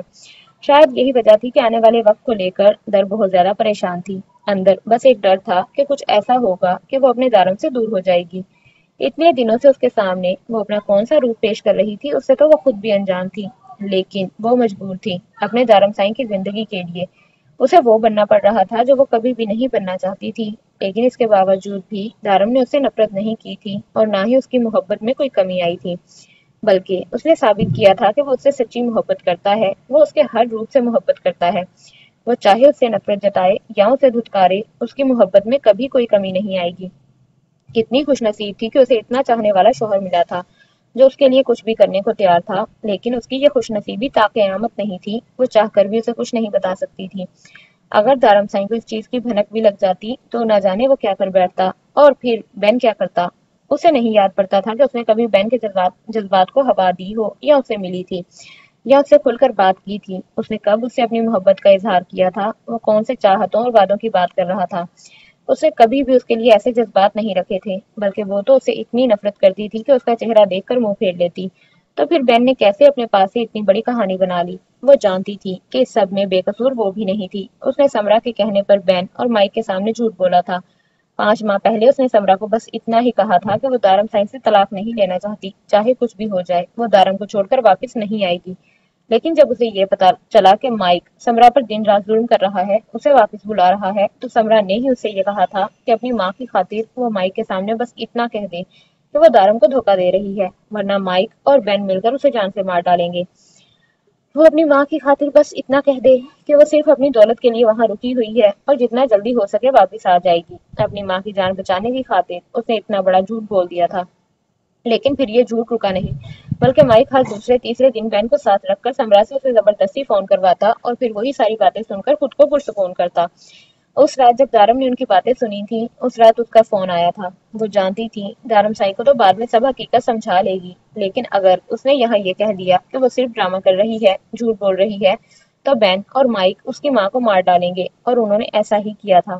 ان دونوں نے مل کر اس کی ماں کو اس حال میں پہنچایا تھا۔ وہ جانتی تھی جس طرح سے سب سچ جان کر ان دونوں نے دارم سائن کو دوبارہ مارنے کی کوشش کی تھی، اس طرح وہ سمرا کو بھی مار دینا چاہتے ہیں۔ اور اب وہ لوگ حقیقت سے بھی واقف ہو چکے تھے، یہ جاننے پر کہ نور ان لوگوں کے ساتھ جھوٹ بول رہی تھی، وہ کبھی بھی دارم سائن سے طلاق لے کر نہیں آنے والی، بلکہ ان لوگوں کے ساتھ ڈرامہ کر رہی ہے۔ ان لوگوں نے دارم پر جان لیوا حملہ کرنے کی دھمکیاں دینا شروع کر دی۔ پہلے تو وہ ان لوگوں کی دھمکیوں میں ہرگز نہیں آئی تھی، لیکن دارم سائن کی خون آلود شرٹ کو اپنے ہی بیڈ پر پڑے دیکھ کر اسے ان لوگوں کی نیت پر یقین کرنے میں زیادہ وقت نہیں لگا۔ اور پھر صرف 2 ہی دنوں کے بعد انہوں نے دارم پر جان لیوا حملہ کرتے ہوئے اس کی گاڑی کی بریک فیل کر دی۔ اور پھر ساحر ادا کی شادی والے دن اس پر جان لیوا حملہ کرنے والا اور شوٹر لندن سے ہی آیا تھا، جو کہ بین کا بچپن کا دوست تھا۔ بین نے خود ہی اسے اس کے بارے میں بتایا تھا، یہاں تک کہ وہ اس کی شکل سے بھی واقف تھی، اسے تو وہ خود بھی کئی دفعہ دیکھ چکی تھی۔ بین جب بچپن میں ان کے گھر آتا تھا، اس کا وہ دوست اس کے ساتھ ہی ہوتا تھا، لیکن اسے ہرگز نہ پتا تھا کہ بین کی دوستی اس طرح کے لوگوں سے ہے۔ وہ اپنے دارم سائن کو کھو نہیں سکتی تھی، اسی لیے دارم کے سامنے جھوٹ قبول کرنے کے بجائے اس نے جھوٹ کی کہانی بنا کر اس کے سامنے پیش کی۔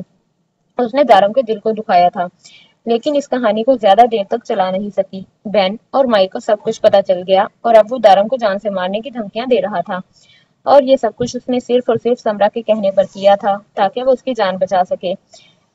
لیکن اب بات صرف سمرا کی نہیں بلکہ دارم سائن کی زندگی پر بھی آ گئی تھی، اور اسے سمرا سے کہیں زیادہ اپنے شوہر عزیز تھا۔ آج بہت کوشش کے باوجود بھی وہ دارم کو کچھ نہیں بتا سکتی تھی، وہ اسے سب سچ بتا دینا چاہتی تھی۔ یہاں سے جانے سے پہلے جو کچھ تھا وہ سب دارم سے شیئر کرنا چاہتی تھی، لیکن اندر کہیں نہ کہیں یہ ڈر بھی تھا کہ یہ نہ ہو کہ جب دارم کو یہاں پر سب کچھ پتا چلے تو وہ لوگ سمرا کو جان سے مار ڈالیں۔ وہ ماں اور شوہر کے بیچ بری طرح سے پس کر رہ گئی تھی۔ وہ نہ تو سمرا کے لیے برا چاہتی تھی اور نہ ہی دارم سائن کو خود سے دور کرنے کے بارے میں سوچ سکتی تھی۔ یہی وجہ تھی کہ وہ دارم سے کچھ بھی کہے بغیر خاموشی سے آ گئی تھی، اور اب وہ نہیں جانتی تھی کہ وہ واپس جا بھی پائے گی یا نہیں۔ اسی لیے اس نے کہا تھا دارم کو کہ وہ اسے لینے کے لیے ضرور آئے۔ زاوش یار کہاں ہو، یہاں آؤ، یہ شرٹ کے بٹن تو ٹھیک کر دو، مجھ سے کھولے نہیں جا رہے۔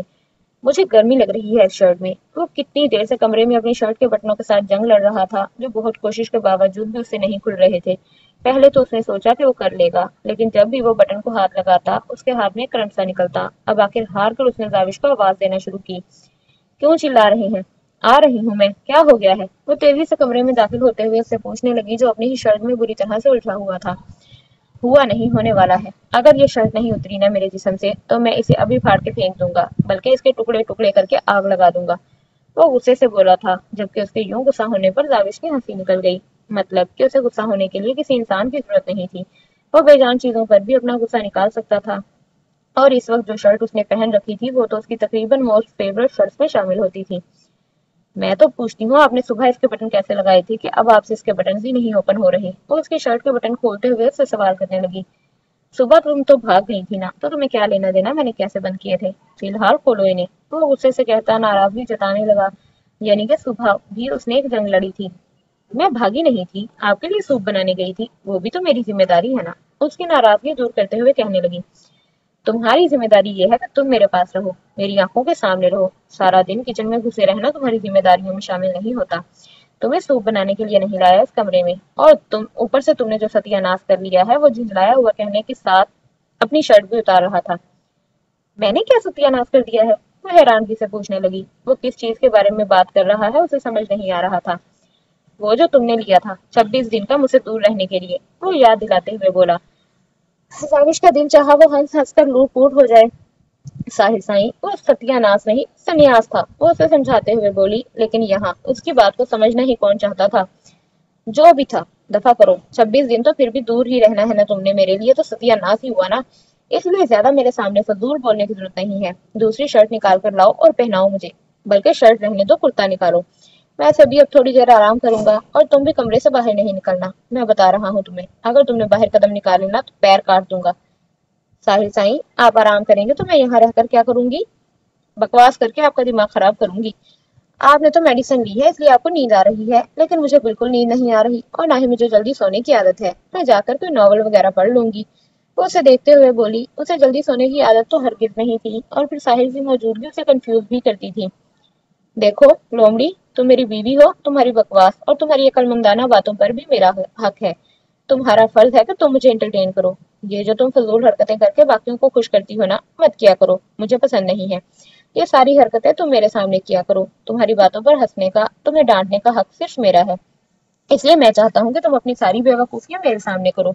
अपनी जोकर जैसी हरकतें करके तुम मुझे एंटरटेन किया करो, बाकियों को नहीं। वो उसे देखते हुए बिल्कुल सीरियस अंदाज में बोल रहा था, जबकि जाविश जो कि उसकी तरफ से किसी रोमांटिक किस्म के जुमले का वेट कर रही थी कि शायद वो कहेगा कि तुम्हारे बगैर मुझे नींद नहीं आएगी, तुम्हें देखकर मुझे सुकून मिलेगा, उसकी बात पर मुंह बसोर कर रह गई। और वैसे भी तुमने मुझे कहा था ना तुम गाना सुनाओगी, चलो आज मैं तुम्हें मौका देता हूँ, तुम मुझे गाना भी सुनाओ और डांस भी करके दिखाओ। उसके हाथ से कमीज पहनने में मदद लेता वो उसे नया ऑर्डर सुना चुका था, जबकि उसे कुर्ता पहनने में मदद देते हुए जाविश की निगाहें मुसलसल झुकी हुई थी। मुझे नहीं आता गाना और ना ही मुझे डांस करना आता है, और मैं आपकी इंटरटेनमेंट के लिए कुछ भी नहीं करने वाली। जा रही हूँ मैं कमरे से बाहर, जोकर हूं ना, तो अब ये जोकर आपको कभी तंग नहीं करेगी। वो गुस्से से नाक फुकेरती कमरे से बाहर निकलने ही वाली थी कि अचानक साहिल ने उसका बाजू थाम कर उसे अपनी जानिब खींचा। अगर तुम नहीं चाहती कि मैं तुम्हारे सन्यास का सत्यानाश कर दूं तो मुझे एंटरटेन करो, मैं बहुत बोर हो रहा हूँ। और अगर मैंने अपने इंटरटेनमेंट के लिए कुछ किया तो तुम मुझ पाती फिरोगी। वो उसे साफ सुथरी धमकी दे रहा था, जो सुनकर जाविश के कान लाल हो गए थे।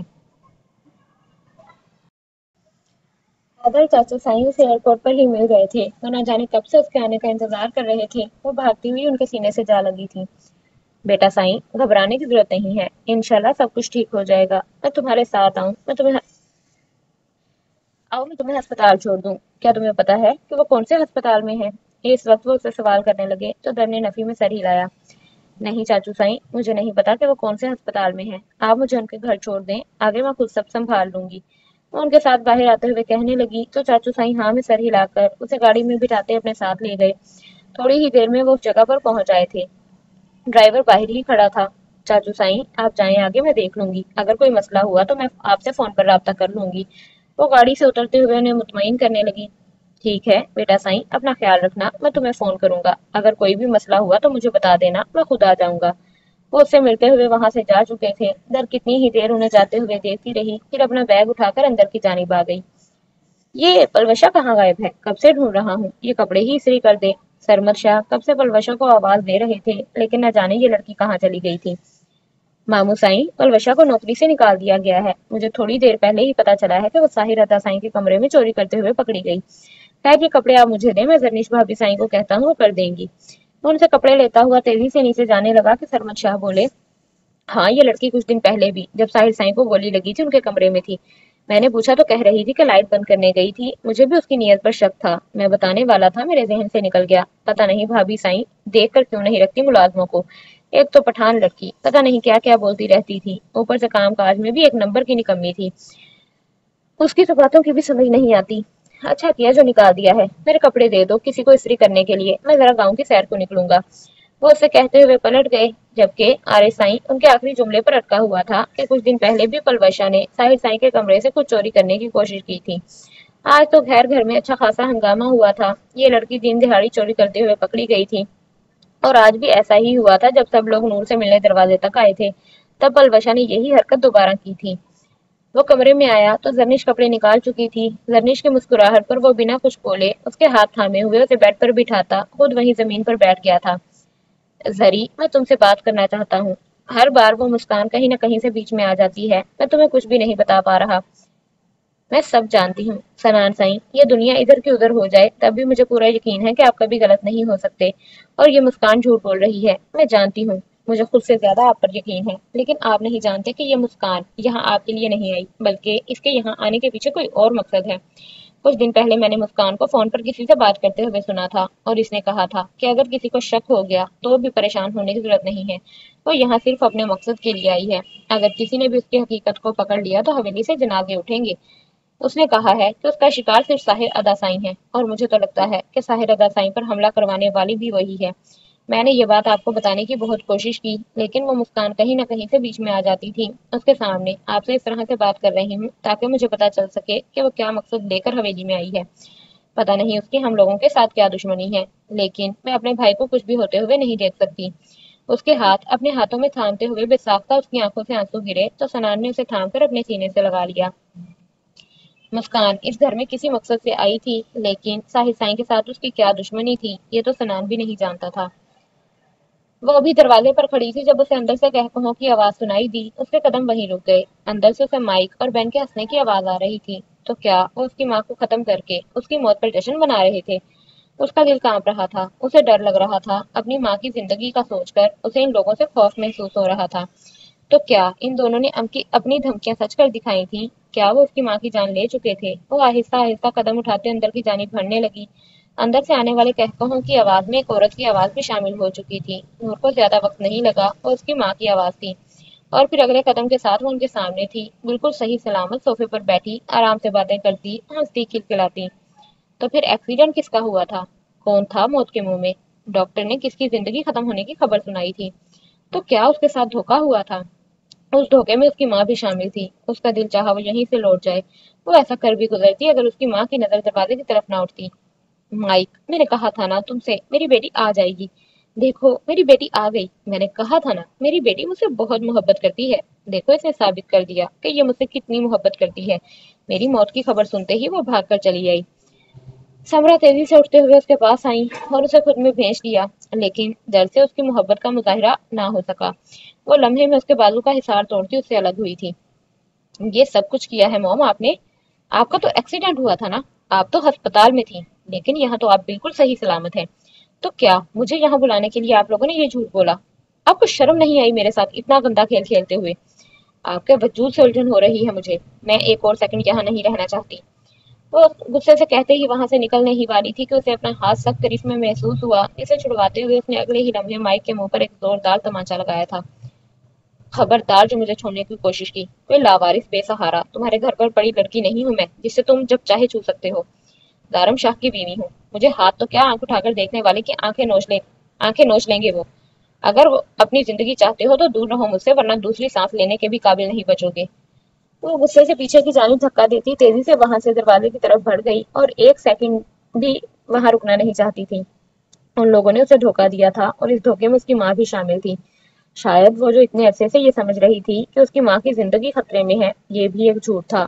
उसने सोच लिया था वो यहाँ से कैसे भी अपने हॉस्टल जाएगी और वहां से हैदर चाचू को फोन करके उन्हें वापस बुला लेगी। उसकी माँ उसके साथ ऐसा करेगी उसने कभी सोचा भी नहीं था। सिर्फ दौलत के लिए क्या लोग इतना गिर सकते थे? उसकी बेमुरब्बती पर उसकी आंख में एक आंसू न था। शायद वो यहाँ उसके पास मोहब्बत में नहीं हमदर्दी में आ रही थी। शायद उसे पहले ही पता था कि उसकी माँ उससे ज्यादा दौलत और उस माइक से मोहब्बत करती है, कि उसके लिए तो उसके दिल में कभी भी कोई जज्बात थे ही नहीं। और आज उसके दिल में भी उसके लिए बचे कुचे जज्बात मर चुके थे। उसकी माँ कितने वक्त से धोखा दे रही थी, ये सोच ही उसका दिल दुखाने के लिए काफी थी। सनान साई बहुत परेशान था। आखिर मुस्कान के यहाँ आने के पीछे मकसद क्या था? उसकी साहिर साई से क्या दुश्मनी थी? जरनिश को तो वो पुरसुकून करके सुला चुका था, लेकिन मुस्कान का सोच सोच कर उसे नींद नहीं आ रही थी। क्या उसके साथ निकाह के पीछे भी कोई राज छुपा था? क्या उससे शादी करने के पीछे की वजह इस हवेली में आना था? अगर ऐसा था तो वो 3 साल तक खामोश क्यों रही? उसने कभी उसे हवेली लाने के लिए क्यों नहीं कहा था?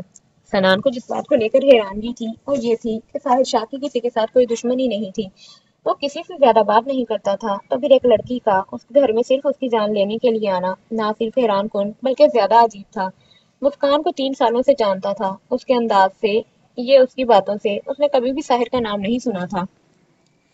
اور نہ ہی اس نے کبھی اس سے پوچھا تھا کہ ساحر کون ہے یا ساحر نام کا انسان اس گھر میں رہتا ہے، تو پھر ایسا کیسے ممکن تھا کہ وہ صرف ساحر سائیں کی جان لینے ان کے گھر میں آئی ہو۔ لیکن یہ بھی بات ماننے والی ہے کہ مسکان کے آنے سے پہلے اس طرح کا کوئی واقعہ نہیں ہوا تھا۔ جو بھی ہوا تھا مسکان کے آنے کے بعد ہی ہوا تھا، اور اب اسے بھی اس مسکان پر شک ہو رہا تھا۔ مسکان کیلاش قبیلے سے تعلق رکھتی تھی، جو کہ پٹھان لوگ تھے، تو ممکن تھا کہ ساحر پر جن پٹھانوں نے حملہ کیا ہے وہ مسکان کے گھر میں ہی کوئی ہو۔ سنان کو یاد تھا کہ وہ صرف مسکان کے 2 بھائیوں کے علاوہ باپ اور چاچا سے ہی ملا تھا، اور چند دن جب وہ وہاں ان کے ساتھ گھر پر رہا تھا، یہ 4 لوگ باری باری اس سے ملنے اور باتیں کرنے کے لیے آتے تھے۔ رات دیر تک ان کے ساتھ ان کی محفل لگی رہتی تھی۔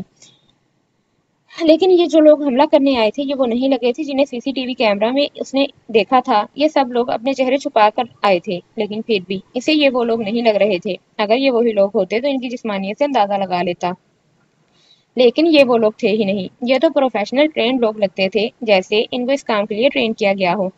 انہیں ہر چیز کے لیے تیار کیا گیا، لیکن بات پھر بھی وہیں پر تھی کہ مسکان کی آخر ساحر کے ساتھ کیا دشمنی تھی۔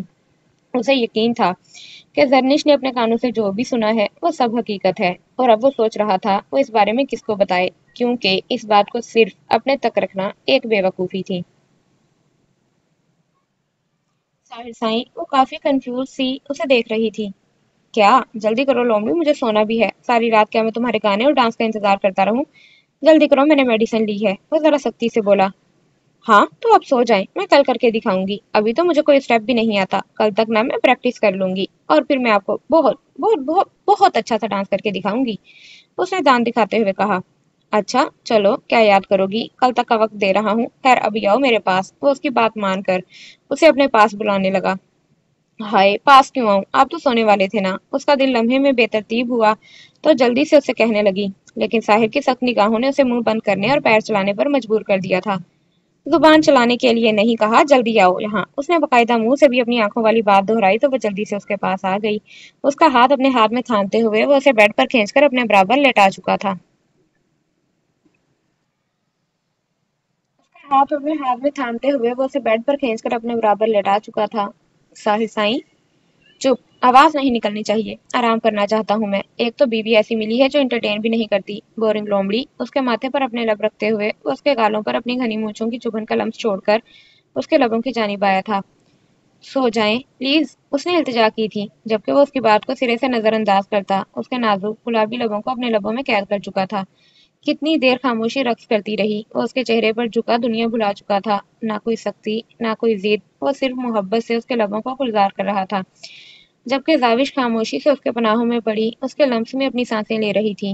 اس نے زاوش کے لبوں کو اپنی قید سے آزاد کیا اور اس کا سرخ گلاب ہوتا چہرہ دیکھا۔ اسی لمحے اس نے بھی آنکھیں کھولیں۔ وہ ساحر کو خود پر سایہ کرتے دیکھ کر پھر نظریں جھکا گئی۔ طاہر کے لبوں پر دل فریب مسکراہٹ آئی، اور اسی مسکراہٹ نے شاید داوش کے لبوں کو بھی چھو لیا۔ اس کے لبوں پر شرمیلی سی مسکان دیکھ کر وہ بے خود ہوتا پھر سے اس کے لبوں پر جھک گیا۔ اس بار انداز میں نرمی نہیں تھی، اس بار شاید وہ اسے خود سے دور رہنے کی سزا دے رہا تھا۔ رفتہ رفتہ اس کی سانسوں کو پی کر وہ اس کو جیسے خود میں قید کر لینا چاہتا تھا۔ اس کے انداز پر داوش گھبرائی، وہ جذباتی ہوتا جا رہا تھا۔ داوش نے اس کے کندھے پر ہاتھ رکھ کر اسے دور کرنے کی کوشش کی جو ناکام ٹھہری، لیکن پھر اپنی پیاس بجھا کر وہ خود ہی اس سے الگ ہوتے ہوئے سگریٹ سلگا گیا۔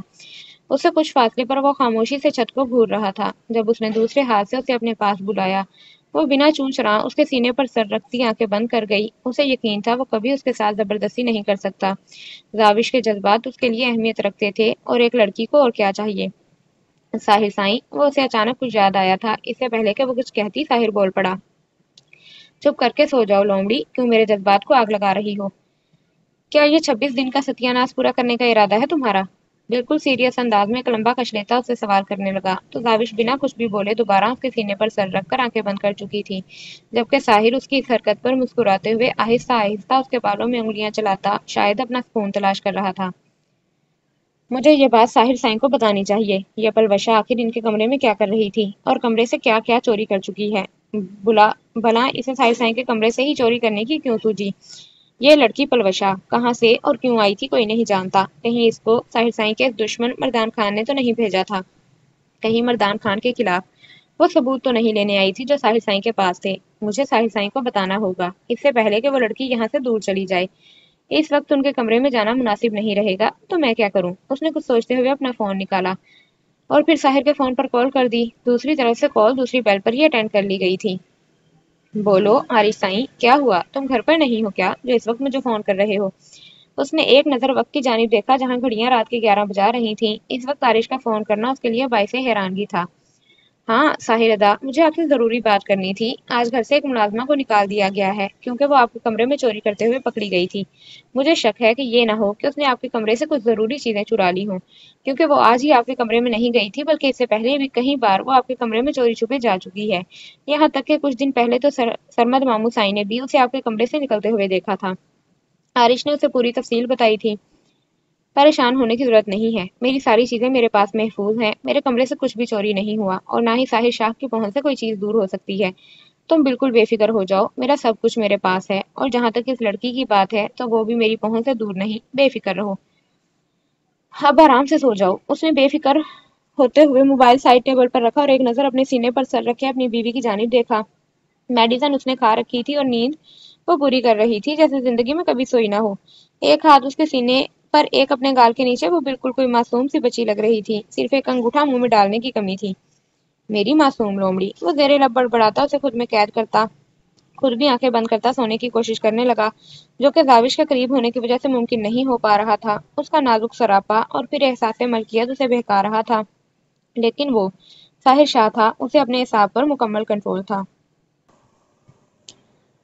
ہاں دارم سائیں، تم فکر نہ کرو، میں نے نور کو اس کی ماں کے گھر تک چھوڑا ہے اور میں شام میں بھی جاؤں گا اسے ملنے کے لیے۔ تم پریشان نہ ہو، میں ہوں نا یہاں اس کا خیال رکھنے کے لیے، میں اس سے رابطے میں رہوں گا۔ ابھی تو میں اسے اس کی ماں کے گھر چھوڑ کر اپنے کام کے لیے جا رہا ہوں، لیکن واپسی میں اسے مل کر ہوٹل جاؤں گا۔ وہ اسے یقین دلا رہے تھے۔ دارم سائیں نے کوئی جواب نہ دیا تو دوسری طرف سے دوبارہ آواز آئی، دارم سائیں تم پریشان لگ رہے ہو۔ نہیں چاچو سائیں، وہ جاتے ہوئے بہت رو رہی تھی۔ اگر ساحر سائیں ٹھیک ہوتا تو میں کام کی ذمہ داری اسے دے کر در کے ساتھ چلا جاتا، اسے اکیلے بھیجنا ٹھیک نہیں لگ رہا۔ آپ پلیز اس کا خیال رکھیے گا۔ میں خود بھی آ جاؤں گا کچھ دنوں میں، لیکن مجھے سمرا پر یقین نہیں ہے، پتہ نہیں کیوں مجھے یہ سب جھوٹ لگ رہا ہے۔ ایسا لگتا ہے کہ مائک نے نور سے جھوٹ کہا ہے۔ میں نے پتہ کروایا ہے، آج اس طرح کا کوئی ایکسیڈنٹ نہیں ہوا۔ وہ پریشان سا تھا۔ نہیں دارم سائیں، تو اتنا بڑا جھوٹ کیوں بولے گا، اور وہ بھی تب جب سب ہماری نظروں کے سامنے ہو؟ کیا ان کو لگتا ہے کہ ہم اتنے بیوقوف ہیں کہ ہمیں کچھ بھی پتہ نہیں چلے گا؟ تم زیادہ سوچ رہے ہو اور کچھ بھی نہیں۔ اور میں شام کو جاؤں گا نا نور سے ملنے کے لیے، تم فکر نہ کرو، میں میٹنگ کے بعد فون کروں گا تمہیں۔ اب چلتا ہوں میں۔ وہ فون رکھتے ہوئے بولے تو دارم سائیں نے بھی الوداعی کلمات کہہ کر فون بند کر دیا۔ سر یہ پراپرٹی کے پیپرز، اندر داخل ہونے والے آدمی نے کاغذات اس کے سامنے رکھے۔ تم یہ پیپرز کیوں لائے ہو؟ وہ حیرانگی سے پوچھنے لگا۔ اس نے تو ایسا نہیں کہا تھا سر، سرمد سائیں کا حکم ہے۔ وہ اپنی بات مکمل کر کے وہاں سے جا چکا تھا جب سرمد چاچو ہارے ہوئے اندر داخل ہوئے۔ چاچو سائیں آپ ٹھیک تو ہے نا؟ وہ آگے بڑھتے انہیں سہارا دینے لگا۔ ہار گیا میں دارم سائیں، فون آیا تھا سمرا کے شوہر کا، اس نے کہا لے کے آج 6 ماہ پورے ہو چکے ہیں، اب طلاق دو درے نور کو اور اس کے حصے کی دولت اس کے حوالے کرو۔ میں نے یہ سب کاغذات نکالے ہیں تاکہ میں اس بدبخت کو اپنی جائیداد اور محبت سے آگ کر سکوں۔ نہیں تھی وہ تمہارے لائق دارم سائیں، نہیں میں غلط تھا۔ وہ اٹک اٹک کر بول رہے تھے۔ دارم سائیں کو کچھ غلط ہونے کا احساس ہوا تو وہ تیزی سے ان کو کرسی پر بٹھانے لگا، لیکن چاچو سائیں کا جسم اکڑ رہا تھا، ان کے منہ سے عجیب سی آواز نکل رہی تھی۔ دارم کی بے چینی حد سے سوا تھی۔ اس نے مزید وقت برباد نہ کیا اور تیزی سے انہیں سہارا دیتے گاڑی تک لایا۔ اس کا ارادہ انہیں ہسپتال لے کر جانے کا تھا۔ دماغ میں بہت کچھ چل رہا تھا، اسے سمجھ نہیں آ رہا تھا در کا کون سا روپ اصلی تھا، وہ جو وہ اتنے دن سے دکھا رہی تھی یا پھر وہ جو وہ جاتے ہوئے دکھا کر گئی تھی۔